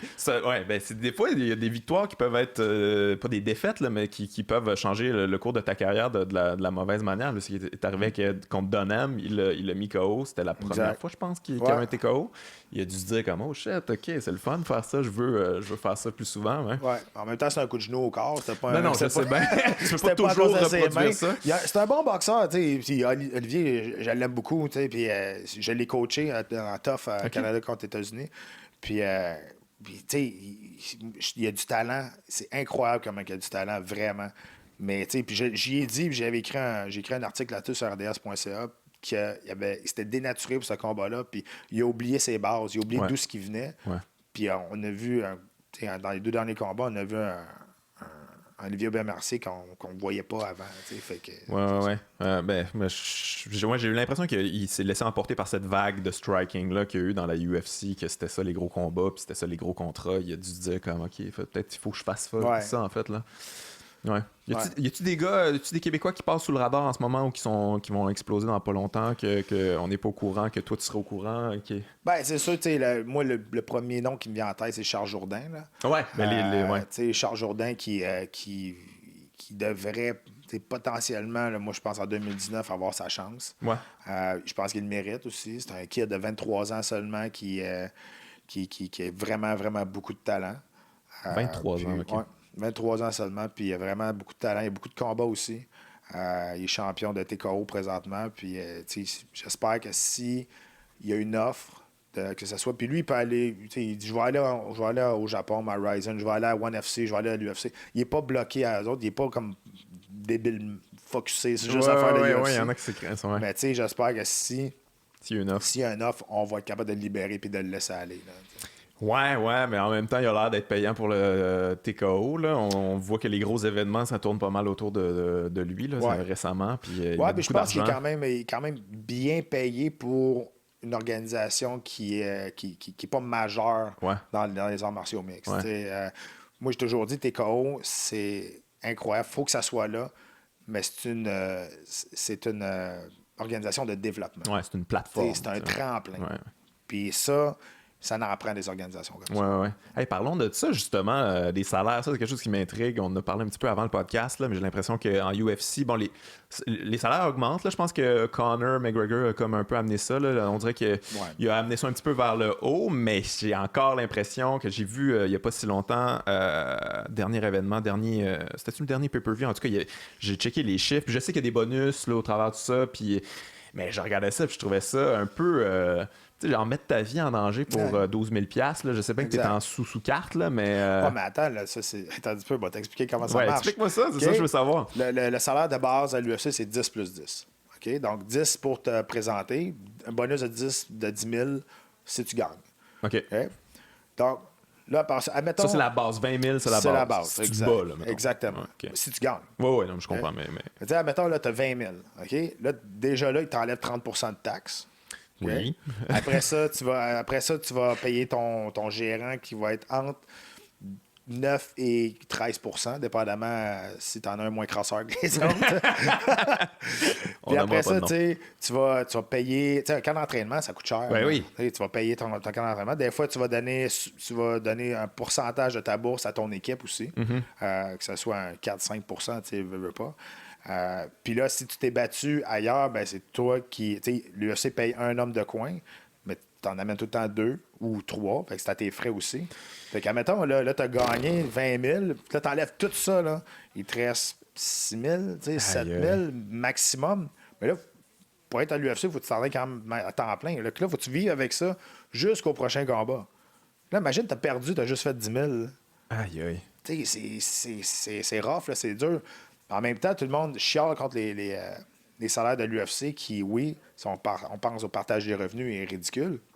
Mais tu vas voir à Bellator, il y a du monde qui se bat pour 1 500 $. Ouais. C'est Bellator. Non, mais clairement, c'est sûr. Là, quand tu fais... Moi, je te dis, c'est sûr que ça a changé, mais les 3 premiers combats, moi, j'ai payé pour me battre. T'as payé pour te battre? Ça m'a coûté de l'argent me battre. Puis là-dessus, il faut que tu payes tes tests médicaux. Ouais. Il y a beaucoup de choses. C'est épouvantable. Mais je me sens que j'avais entendu une rumeur là, que contre Silva, tu n'avais pas été payé ben. C'est-tu vrai, ça? Non, j'avais bien été payé quand même. Correct. Puis dans ce temps-là, on avait le droit à nos propres commanditaires. Oui, c'est vrai. Oui, exact. Non, c'est une histoire d'after party que j'ai pas vu aucune couleur de l'argent, que j'étais supposé d'aller là. J'étais supposé d'aller là, puis j'ai rien eu. OK. Mais bon. Mais tu sais, l'affaire, c'est que oui, il y a des combattants qui font énormément d'argent. Puis, on parle de plus en plus d'une union qui pourrait sécuriser la. Il y avait eu Georges là-dedans, là, mais finalement, ça avait foiré. Là. Ça a foiré, ça partit comme un nuage de fumée. Là. À un moment donné, les combattants qui font beaucoup d'argent sont super bien traités par l'UFC. Je dis pas qu'ils sont maltraités, ceux qui font pas beaucoup d'argent, mais les gars, c'est un sport individuel. Là. Fait que les gars qui font des millions sont pas intéressés à prendre une partie de leur cash puis mettre ça dans un fonds de pension pour protéger le gars qui est en sous-carte qui a pas aucune idée c'est qui. Fait que, mais en même temps, c'est justement ça le concept d'un syndicat, puis avoir de la solidarité avec parce qu'ils vont monter eux autres aussi, puis à un moment donné, ils vont être au même niveau que toi, puis il faut se respecter entre gars. Là, à toutes les fois là, qu'il y a eu des négociations dans les sports professionnels, il y a eu une grève. Il y a eu un lockout, il y a eu une grève. Ceux qui se battent en sous-carte, ils n'ont pas les reins assez solides pour partir en grève pendant un an de temps et mettre de la pression. Oublie ça. Là, aller travailler au Burger King pendant un an. Ils n'ont pas assez de revenus de côté pour être capable de vivre juste de ça puis de mettre de la pression. Fait que c'est ça qui est un petit peu plus rough. Là. Fait que tu penses-tu que ça va perdurer longtemps? Parce qu'on en jasait, là, comme mettons la Ligue nationale de hockey, c'est la Ligue au football, je pense aussi, c'est des 50-50, là, le partage de revenus, puis en UFC, ça c'est 8%, 10%. C'est comme c'est un peu... On est à une époque, on est comme... Si on compare, c'est Maurice Richard là, qui des salaires de cette époque-là. Là, t'as raison. Puis en plus, maintenant, je revenais avec Georges qui avait voulu partir à une association. Là-dedans, t'avais Cain Velasquez, t'avais TJ Dillashaw, t'avais Cowboy Cerrone. Ça te prend des gros noms si tu veux partir de quoi. Tu peux pas avoir les plus gros noms que ça quand ça partit. Puis ça casse. Mais qu'est-ce qui est arrivé avec ça? C'est comment ça s'est étouffé aussi rapidement? La UFC a mis de la pression? Ou... Le problème là-dedans, c'est que lui qui leadait ça, c'est Björn Retney. C'est le gars de l'ancien. Bellator, Le gars de ouais. Bellator, exact. Puis ce gars-là, il avait beaucoup de squelettes dans le placard. Vraiment. C'était pas le bon gars pour leader la Non, c'était patente. vraiment pas le bon gars pour leader ça. Puis finalement, ça a parti vraiment, puis ça a même pas commencé pour elle. Ouais. Il y a une grosse conférence de presse, mais ça a été ça n'a pas marché du tout. Fait que, mais avant aussi, on pouvait prendre nos propres commanditaires. Ouais. Maintenant, tu as l'échelle salariale de Reebok. Ouais. Là-dessus, on fait beaucoup moins d'argent, c'est vrai. En 2007, 2008, 2009, là, on a fait beaucoup d'argent avec les commanditaires. Les compagnies de linge, les compagnies ils nous payaient des voyages partout. Okay, ça commençait à être intéressant. Oui, exactement. Puis, on fait beaucoup d'argent avec les commanditaires. Sauf que, des fois, il fallait que tu cours après ton argent. Ah ouais? Okay. Puis, des fois, moi, quand je me suis battu, quand je suis revenu à l'UFC 148, j'étais commencé par une compagnie qui s'appelle Kawaii, Chandail Kawaii. J'ai jamais été payé par eux autres. Ils ont jamais? disparu. Non, jamais. Puis, tu sais, je suis pas le seul. Il y en a une couple, ouais, OK, ça arrive, ça. Je suis pas au courant de ça. L'affaire avec Reebok, c'est vrai que on gagne beaucoup moins. L'échelle commence, je pense, à 2500 ou 3000, puis après ça va avec le nombre de combats que tu as dans l'UFC. À chaque tranche de 6 combats, tu changes de tranche, mais jusqu'à un maximum de 40 000. OK. Pour le champion, des choses comme ça. Sauf que, tu sais, ça, tu cours pas après ton argent. Il est déposé direct. C'est plus difficile de pas non, mais tu sais, payer. je veux dire, il est déposé direct après. Oui, je comprends. Mais sauf que, tu sais, des 40 000... c'est pas ça le concept d'un commanditaire, c'est de pouvoir le négocier, c'est selon ta valeur aussi. Là, c'est eux autres qui décident. Ben, on te commandite. C'est comme, OK, mais je vous ai rien demandé. Là, c'est imposé. C'est assez étrange comme concept. Là, parce que j'ai jamais vu ça nulle part, en fait. Ben, le pourquoi là, que l'UFC a fait ça, c'est à cause de l'uniforme Reebok. Ils voulaient unifier les uniformes comme au hockey, comme au baseball. Donc, une équipe a ça, puis l'autre équipe a ça. Donc, c'est les couleurs. Donc, ils ont voulu unifier les uniformes des combattants. Puis c'est pour ça. Mais aussi, ils vont se chercher une grosse part de revenus de ça. Pour une fois, ils sont comme, yes, c'est nous autres qui les a, les commanditaires, puis on vous en donne des grenailles, puis have fun, les gars. Oui, t'as raison. Sauf qu'avant, tous les commanditaires qui commanditaient des combattants étaient obligés de payer un pourcentage de cote à l'UFC.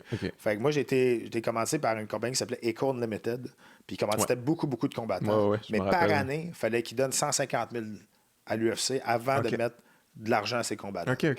Et c'est beaucoup, là. Ouais, quand même.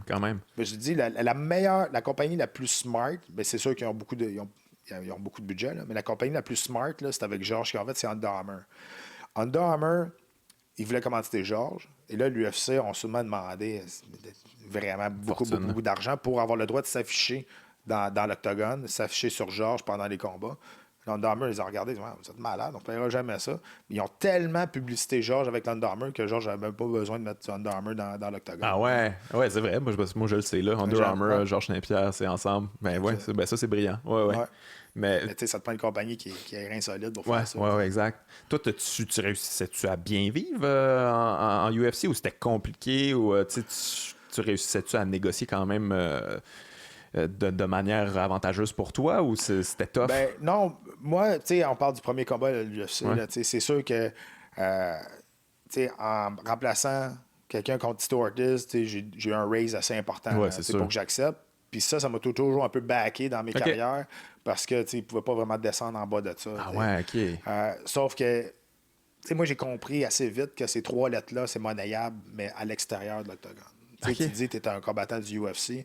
Je suis allé voir des compagnies, j'ai fait beaucoup de business juste avec ces 3 lettres-là. Ah ouais. Vraiment, vraiment beaucoup. Puis c'est un empire, tout le monde connaît l'UFC. Tu vas dire que tu es champion du Bellator, what the fuck, c'est quoi ce Bellator? Mais tu te bats au premier combat de la sous-carte du UFC. Ah ouais, t'es un UFC fighter.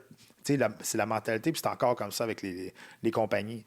Puis, à un moment donné, tout le monde a commencé par les mêmes choses. Du linge, des compagnies de suppléments alimentaires, des boissons énergétiques. Moi, j'étais allé complètement ailleurs. Moi, je me suis fait commencer par Callaway. Moi, j'aime beaucoup le golf. Je me suis fait commencer par Callaway Canada. J'étais le seul combattant à commencer par une compagnie de golf. Comment t'as vendu ça? Mais, tu sais, moi, je voulais être golfeur professionnel. Je jouais beaucoup au golf. Puis c'est ça. Puis je connaissais Brent Mallard, qui est lui qui s'occupe du Callaway Canada, du marketing. Commençais à jaser, puis j'ai vendu ma salade, puis c'est tout. Puis moi, c'est moi qui travaillais toujours sur mes commanditaires. je bâtissais une relation de business. Puis, il y a des commentaires qui ont resté avec moi pendant toute mon année. Ça, c'est plus efficace quand c'est une relation personnelle, exact. humaine, un petit peu plus. Mon dernier, moi, j'aime beaucoup les bateaux. Ça fait longtemps que j'ai des bateaux. Mon dernier bateau, je me suis commandité par Axis, qui est la marge de Malibu. J'allais ailleurs parce que toutes les autres compagnies de suppléments alimentaires ou de linge n'avaient plus d'argent. Ils n'avaient plus d'argent vraiment de dropper à gauche, à droite. Fait que j'étais allé avec du monde qui n'avait jamais commandité de UFC Fighter, puis eux autres, tu parles de la force des 3 lettres UFC, mais toi, tu as fait d'autres promotions quand même. Y en a-tu qui étaient broche à foin quand même, ou y en a-tu qui étaient tu sais, parce que des fois, tu vois, tu sais, j'en vois passer, c'est la grosse mode du bare knuckle, là, mais... ils m'ont appelé, eux autres. Ah ouais, ils t'ont appelé? Hey, ça, là... Qu'est-ce que tu penses de ça, toi? Ben, écoute... je trouve que c'est n'importe quoi comme bare idée. knuckle, quand j'ai pris ma retraite, il y a 2 ans, 6 mois après, ils m'ont appelé.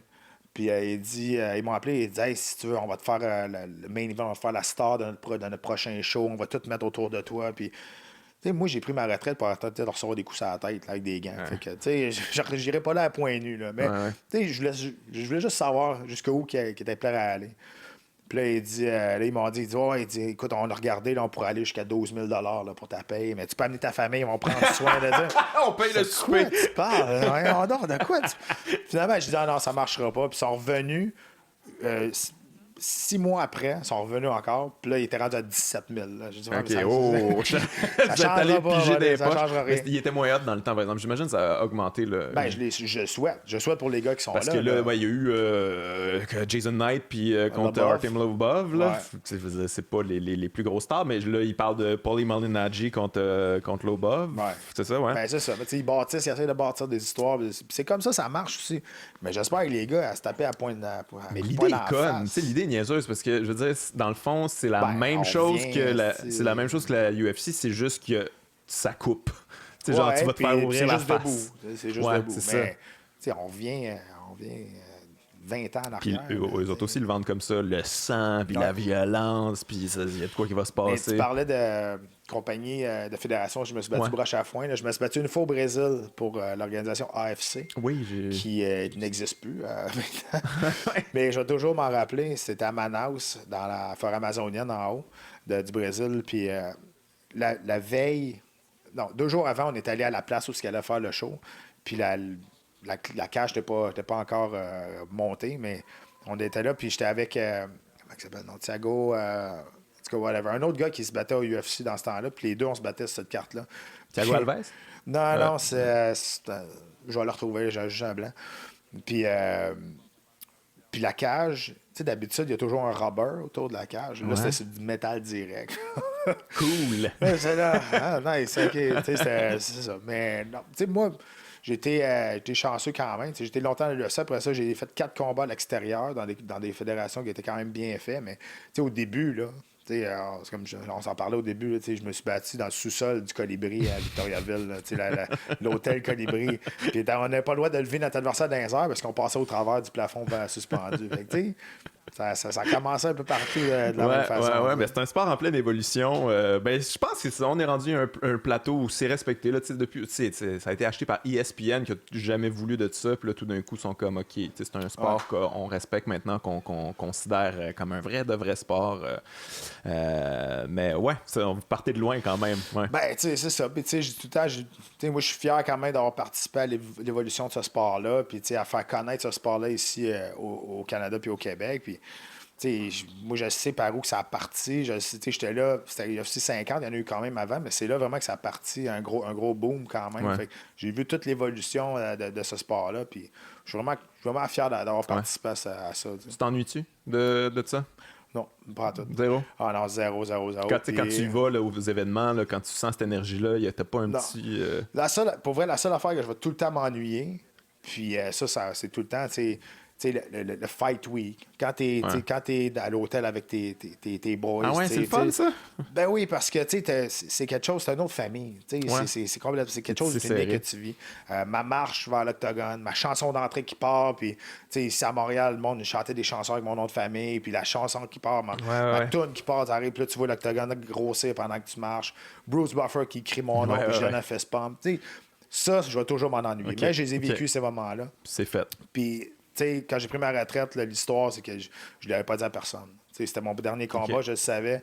Puis je voulais que personne partage ces moments-là avec moi pour que je les garde pour moi. Puis même ma femme, elle savait pas. Elle l'a su quand j'ai pris le micro à la fin. Puis j'ai dit, je prends ma retraite. My God. Mais, toi, c'était gang ou pas? Fini? Ouais. J'ai pas pris ma retraite à cause de l'émotion que j'ai perdue. Je savais, 2 mois d'avance, j'avais pris ma décision. Ouais. Puis, t'as gardé ça pour toi. Oui, exact. Mais je voulais pas que ça fasse une grosse histoire autour de mon dernier combat. Mais en même temps, tout ça, je voulais pas partager ces moments-là avec personne. Je me dois ça au moins à moi-même. Après 15 ans de sacrifice, quand je vais marcher, je vais savoir que c'est la dernière fois que je fais ça. Il n'y a personne d'autre qui va être capable de partager ce moment-là. C'est égoïste. Non, je trouve ça beau. J'ai aucun regret, man. Très cool, très cool. Hey, en terminant, Pat, je vais utiliser ton cerveau d'analyste. Es-tu un gars que tu mises-tu un peu les combats ou tu te sentirais pas à l'aise de le faire? Je mise sur les combats des fois. Mais je mise beaucoup sur la NFL. Je suis un gros fan de la NFL. T'es un gros fan de NFL. Je connais ça. OK. Je veux des combats qui s'en viennent, je veux avec toi ton avis là-dessus. Il y a Dos Anjos contre Kevin Lee qui est dans un petit bout. Là, j'essaie, parce que nous, on enregistre en différé un peu, fait que j'essaie on est plus à l'avance, là. Mais ouais, qu'est-ce que t'en penses, Dos Anjos contre Kevin Lee, qui les deux sont sur une run un petit peu, pas difficile, là, mais... je vais prendre Dos Anjos. Ah ouais? Ouais, j'aime beaucoup Dos Anjos. Quand il est sur une bonne soirée, là, il y a quelque chose. Puis Kevin Lee, j'aime pas bien. Non, mais c'est ça, moi non plus. Mais moi, non, en fait, c'est pas vrai. J'aimais beaucoup Kevin Lee. Puis le dernier combat, il a perdu tout mon respect. Tout mon respect. Ouais. Ben, c'est parce que, tu sais, il arrive avec le trash talk, puis tout ça. Puis moi, c'est fine, là, tu sais. Je trouve ça divertissant, puis ça. Mais là, finalement, il back pas vraiment, puis il se fait pas dominer complètement, mais c'est un combat difficile. Ouais. Puis là, à la fin, il fait comme si c'était une grande injustice qu'il ait perdu. Je sais. C'est comme ta gueule, dude. Je vais y aller, ouais, c'est exact. On a souvent dit ça de Kevin Lee, ta gueule, dude, mais moi, je vais y aller avec Dos Anjos. OK. Dos Anjos, tu penses pas que c'est terminé pour Dos Anjos? Tu penses qu'il y en a encore beaucoup en lui? Non, puis tu sais, c'est un ancien champion. Là. Tu peux jamais penser que ces gars-là sont finis. T'sais, ils ont le spirit de champion. Ils ont déjà été champions. Ouais. Puis de la manière qu'ils se battent, c'est pas un combattant qui est juste un striker. Il y a beaucoup d'outils dans son coffre. Là, mais ça, c'est une affaire qui me fait capoter en UFC, qu'il n'y a pas en boxe, là, justement. Tu as des gars, des fois, là, qui arrivent, là, ils ont 12 défaites, là, puis ils sont quand même... Ils ont acquis de l'expérience. Ça veut pas dire que tu es mauvais quand tu as 12 défaites. L'expérience est extrêmement importante, on dirait, en UFC. Il y a tellement d'outils à aller chercher. L'expérience, ça ne s'achète pas. Faut que tu l'aies vécu. Ouais. Puis, tu sais, avant chaque combat, après la pesée, il y a toujours un fighters meeting avec Dana White. Puis avant, il y avait les frères Fertitta qui étaient là aussi. Puis il disait tout le temps, il dit, tu peux perdre. C'est pas grave si tu perds, mais de la façon que tu perds, par exemple, ça, c'est important. Ouais. Puis le meilleur exemple que je peux te donner, c'est Dan Hardy. Dan Hardy qui avait perdu 4 combats de suite, puis qui s'était fait knocker par Condit. Puis, tu sais, mais lui, ils l'ont jamais mis dehors. Ouais. C'est quelqu'un qui donnait toujours un bon spectacle, un des favoris de la foule. Il y a toujours une façon de perdre. C'est un niaiseux à dire, mais c'est ça. Ouais. Gustafsson contre Anthony Smith. Qu'est-ce que tu penses de ça? Je vais y aller avec Gustafsson. Les deux qui viennent de se faire péter contre Jones. Ouais, mais je vais y aller avec Gustafsson. Moi, j'avais mis... Pour vrai, là, je pensais que Smith allait donner un meilleur combat que ça face à Jones. J'étais sûr et certain. Il avait confiance. Aussi, le premier coup qu'il a reçu, là, sa face a changé. Il a dit « Ah, OK, c'est fini. » Ouais, ça va être compliqué. Mais en même temps, il était au bout. Il a fait 5 rounds. Je veux dire, qu'est-ce qu'on peut demander de plus à un gars qui se bat contre John Jones? C'est quand même extrêmement compliqué. On dirait que Jones a voulu que ça dure 5 rounds. Ça a été... On dirait... Il a fait ça, c'était sparring un peu. Moi, je commentais le combat. Ça tente-tu de finir ça? Je veux dire, finis-le, là. C'était dans les combats, il va aller me coucher. Ouais. En voulant dire, je pense qu'il aurait pu le terminer s'il avait voulu. Mais tu sais, il faut que je lève mon chapeau à Anthony Smith qui aurait pu partir avec le combat en disqualification à cause du coup de genou. Ouais. Puis tu sais, c'est pas de manière que tu veux gagner. Ouais. Je l'ai entendu en entrevue parler de ça qui disait comme si c'était jamais une option pour moi. Qui veut finir comme ça? C'est quoi le rapport? T'es là pour te prouver à toi-même aussi qu'est-ce que tu vaux. Là, je vais y aller avec Gustafsson. C'est vrai qu'il s'est fait péter le dernier coup, là, mais c'est un combattant. Il s'est fait emmener au sol, puis il s'est fait ground and pound solide. Il va rester debout. Je vais y aller avec Gustafsson. Moi, il m'avait extrêmement déçu, Gustafsson, contre John Jones. Puis en fait, c'est là que j'ai découvert que John Jones, il est brillant. Là. C'est un combattant comme vraiment intelligent dans l'octogone. Oui, exact. C'est ça. J'attendais à ce qu'il s'en venait. Pas à l'extérieur. Là. Non, skills-wise, écoute, John est au-dessus de la mêlée. Il y a toujours des plans de match vraiment excellents. Il y a aussi Henry Cejudo contre Marlon Moraes. Ça, j'ai hâte de voir ça quand même. Ça, je suis vraiment intrigué. On est à Bantamweight, là? Ouais. 135. Moi, je vais y aller avec Cejudo. Là. Ah ouais? Cejudo, il m'a pas convaincu encore, mais oui, là, ses accomplissements sont extraordinaires puis tout ça, mais... Moi, je trouve que Cejudo, on n'a pas vu encore peut-être la moitié de ce qu'il est capable de faire. Okay. C'est un lutteur incroyable, t'es aux Jeux Olympiques, il a gagné les Olympiques, puis je trouve que sa lutte, il s'en sert pas beaucoup. C'est un bon gars debout, il a quand même des bonnes mains, mais je sais pas. Moi, je vais y aller avec Cejudo. Je pense pas que la différence de 125 à 135 livres, ça va être... Non, je pense pas. Je pense qu'ils sont quand même assez du même gabarit. Là. Moi, j'ai l'impression que c'est le genre de combattant où là, on a une espèce d'idée préconçue extrêmement positive de lui, vu qu'il a knocké TJ, mais j'ai l'impression que TJ était juste drainé complètement. Ça se peut. Écoute, un petit coup, genre même pas tout à fait sa tempe, il était complètement parti. Mais je dis pas qu'il est pas bon, Cejudo, là, mais... mais tu sais, quand même, il a battu Demetrius Johnson, il a battu DJ Dillashaw. Ouais, mais c'était serré, là, c'était pas facile. Là, rendu à ce niveau-là, à ce genre de combat-là, c'est rare que ça va tomber comme TJ Dillashaw. Ouais. Je sais pas, tu sais, j'aime bien Moraes, mais... Ouais, mais il est extrêmement impressionnant, Moraes. Ses kicks, là, pis ça, il est dangereux. Ouais, Muay Thai, il est très, très dangereux, très solide, mais... Il va falloir qu'il fasse attention. S'il kick, il va se faire ramasser à la jambe. Puis là, on va l'amener à terre. Il va falloir qu'il trouve l'énergie nécessaire pour se relever. Parce que Cejudo, il y a un bon ground and pound aussi. Puis ça, c'est pour la ceinture de TJ, c'est ça? Exact. OK, ouais. Ça va être un bon combat. Encore une fois, double champion que ça peut arriver. Ouais, ça. T'es-tu tanné de ça? Je suis tanné. C'est sûr que, tu sais, ils font tellement d'événements que pour vendre des pay-per-views, ils n'ont pas le choix de mettre un combat de championnat. Des fois, c'est des titres intérimaires. Mais le problème, c'est quand le gars devient double champion, ça stalle la division. Moi, je me mets dans la place des autres combattants là, qui sont là, qui attendent une chance au titre. Mais là, l'autre est à 145, il monte à 155, il va devenir champion de 155. Qu'est-ce qui aurait pu arriver avec Max Holloway? Moi, je suis en ligne pour me battre pour le titre de 145, mais j'ai aucune idée quand ça va arriver. Parce que s'il gagne 155, qui arrive de nulle part. Exact. C'est un peu la mode à cette heure de pouvoir faire des doubles champions. Ouais, depuis Connor, encore une fois, là, qui part tout le temps des modes. Pas toujours. C'est bon pour lui, mais c'est pas tout le temps bon pour le sport en général. Moi, un combat que j'ai vraiment hâte de voir, c'est Holly Holm contre Amanda Nunes. Moi, je suis devenu un méga fan de Nunes depuis Cyborg. J'en revenais pas de ce combat-là. C'est une des affaires les plus impressionnantes que j'ai vues. Très violente. Elle a une force de frappe assez spéciale. Elle est comme bien dans le pocket, match-up. Écoute, elle n'avait aucun respect pour Cyborg dans ce combat-là. C'est incroyable. Elle est rentrée dedans. Là, mais Cyborg non plus. Il n'y avait aucun respect mutuel. Puis là, c'est comme, mais qu'est-ce que vous faites dans le pocket, les filles? Ça va mal finir, cette affaire-là. C'était la première fois de Cyborg avait quelqu'un devant elle qui s'en foutait de sa force de frappe. Là. Elle était là pour échanger coup pour coup. Là, puis... Mais aussitôt que Cyborg a senti sa force de frappe, elle aurait pu faire comme, oh, attends un petit peu, là, reset, là, je vais réévaluer. Mais... Non, ça, let's go. Je suis content que tu dises ça parce que j'ai expliqué justement pourquoi c'est pas arrivé. Parce que c'est la première fois que ça l'arrive. Je veux dire, quand c'est la première fois, tu te fais cogner, tu te fais sonner dans un combat, tu sais pas comment réagir. Faut-tu que je recule, je prenne un reset, ou faut-tu que je shoot dans les jambes, ou faut-tu que je continue à frapper? Parce que là, elle va nous donner des ouvertures parce qu'elle va frapper. C'est la première fois. Elle connaissait juste une option en avant. Elle était complètement perdue, c'est sûr. C'est jamais arrivé. Là. Et puis ça finit en un KO violent. Les KO genre cinématographiques, là, la plonge, puis tout ça. Mais moi, je vais prendre Nunes. C'est dur j'aime beaucoup Nunes. Holly Holm. Mais elle n'a pas la force de frappe et elle n'a pas, je pense, la rapidité pour battre Nunes. J'ai l'impression qu'Holly Holm, depuis Ronda, justement, là, elle n'a jamais réussi à retrouver ça, cette espèce de mojo-là. Je la sens tout le temps extrêmement nerveuse. Avant les combats, elle est là, elle est vraiment super nerveuse. Elle a de la misère à être lousse, un peu plus relax.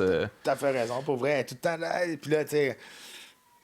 Moi, elle fait quelque chose qui me tape ses nerfs. Quand elle frappe, elle fait tout le temps, elle lance tout le temps un petit cri. Là. C'est un totanisme, man.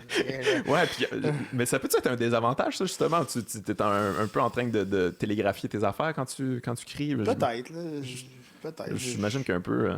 Mais en tout cas, si Nunez bat Holly Holm, mon Dieu, c'est comme niveau legacy, je sais pas qu'est-ce qu'elle peut atteindre de plus. Là. C'est déjà la meilleure de tous les temps là, au niveau femme là, en ce moment, là, je pense. Là, là ça va être difficile à déloger ça. Le problème avec les femmes, le bassin de combattantes qui sont solides n'a pas tant que ça. Ça se développe en ce moment même. Là, mais... ça se développe, mais à un moment donné, on va manquer de monde pour donner à Nunez. Avoir fait le ménage complet, là, et définitif. Là. 100%. Ouais. Moi aussi, je prends Nunez. Je pense... Ouais. Et en terminant, ça a été officialisé. Ben, je pense que c'est officialisé. Là. Khabib contre Poirier. Bon, c'est difficile de miser contre Khabib, là, mais toi, comment tu vois ça se dérouler, ce combat-là? Moi, je vois pas personne être capable de battre Khabib pour l'instant, à part un qui, je pense, le pire adversaire pour Khabib, c'est Justin Gaethje. Ouais, c'est ça, mais j'ai entendu beaucoup de gens dire ça. Puis ça, c'est son cauchemar. Il va en avant, il swing, les leg c'est un bon lutteur quand même, les kicks. Mais pour vrai, Poirier, moi, il m'a beaucoup impressionné dans le combat contre Holloway. Vraiment, vraiment beaucoup. Je pensais pas qu'il allait se battre comme ça. Puis il a répondu à l'appel. Puis au 5e round, il a switché on aussi. Mais non. Il se fait amener à terre, je pense pas qu'il va être capable de se relever encore face à Khabib qui il est ailleurs. Y a-t-il une bonne lutte, Poirier? Je sais pas trop. Es-tu capable de repousser ses attaques? Il y a un bon jeu au sol. Ouais, OK. Une lutte, ça se compare pas. Mais ça, je sais bien. On dirait qu'il n'y a personne qui a ça, cette lutte-là. Puis, tu sais, il met tellement de pression qu'il va faire mal paraître un bon boxeur. Khabib, même si quand il s'est battu contre Barboza, Barboza avait l'air d'un débutant debout. Là. Mais c'est parce qu'il a fait reculer puis il a été capable de toucher. Ouais. Oui, je pense qu'il y a le puncher chance, là, Poirier, là, mais en même temps, j'ai bien de la misère. On a manqué beaucoup de respect au jeu, au striking game de Khabib. En tout cas, depuis Michael Johnson, en fait, là, quand Michael Johnson l'avait connecté, puis moi-même, j'étais comme, ce gars-là, il va se faire knocker là, facilement, bientôt, là, par ou Connor ou whatever. Puis finalement, il s'est vraiment amélioré contre Aya Quinta, là.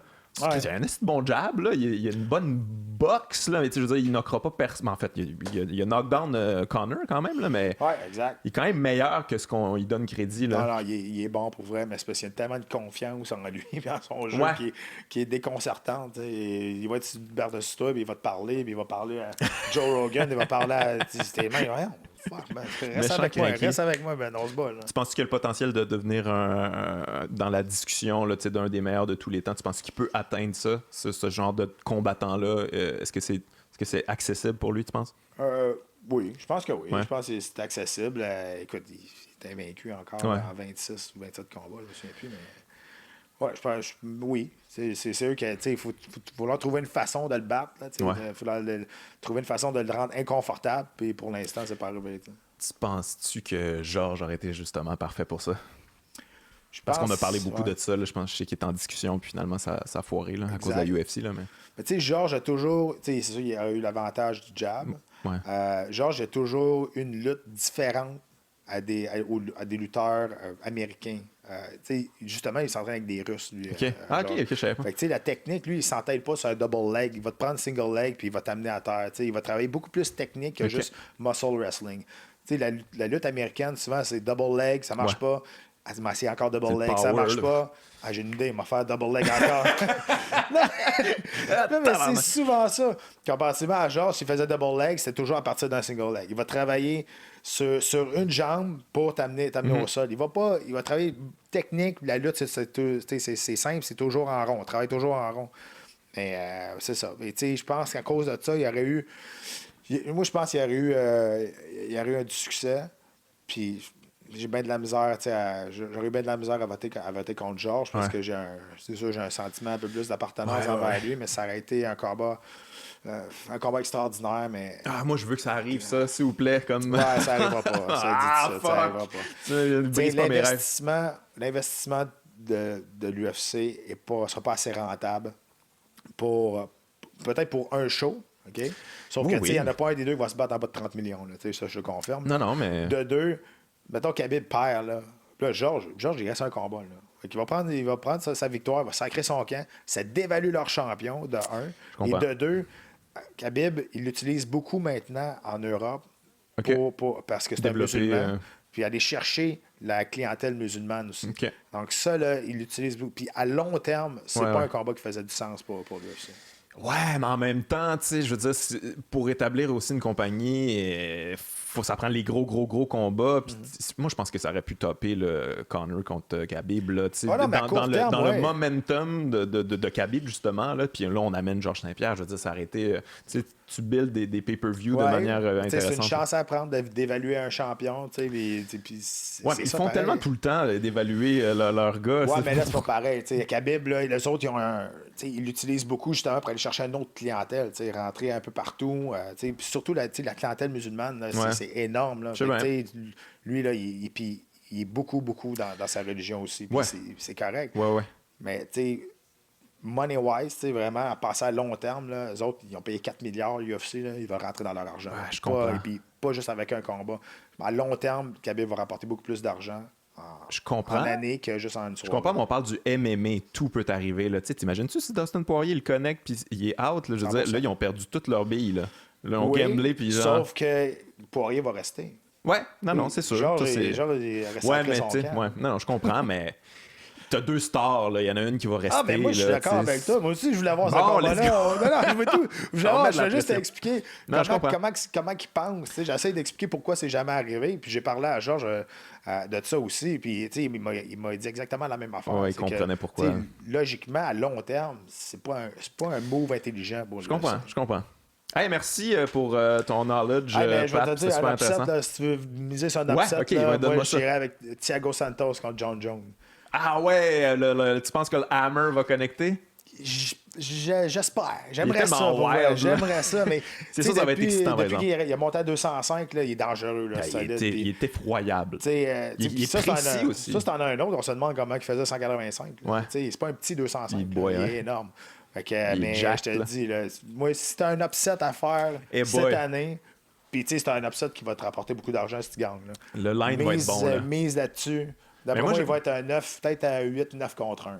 Ouais, sûrement quelque chose genre. Moi, j'avais misé beaucoup sur Dustin Poirier, par exemple. J'y croyais beaucoup contre Max Holloway. J'étais comme, ah non, Max, il est trop petit pour ça. Ouais, j'avais mis beaucoup d'argent. Nice. J'étais un des ça. Bon, Olivier, merci aussi. On était pas mal dans ce bateau-là. Ah, moi, j'avais Holloway. Ouais, mais il avait tellement été impressionnant. Puis mais j'avais l'impression comme, il te manque un petit peu de. Il te manque c'est ton premier combat à 155. C'est un good bet. Ouais. Mais Santos. T'avais-tu décidé de la manière ou juste le win? Juste le win. Okay, j'étais comme pas cocky à ce point-là. Là, quand même, là, à un moment donné, on va se calmer les nerfs. Mais je l'avais mis dans un parlay quand même gothy. Mais cool. OK, Santos, je vais le faire juste parce que tu me le dis. Moi, je vais le faire aussi. Je vais le faire. OK, moi, c'est bon. Puis on va peut-être être riche. Peut-être être riche. On va voir. Hey, merci, Pat. C'est super intéressant. Merci de ton temps. Bye-bye. Yes, bye.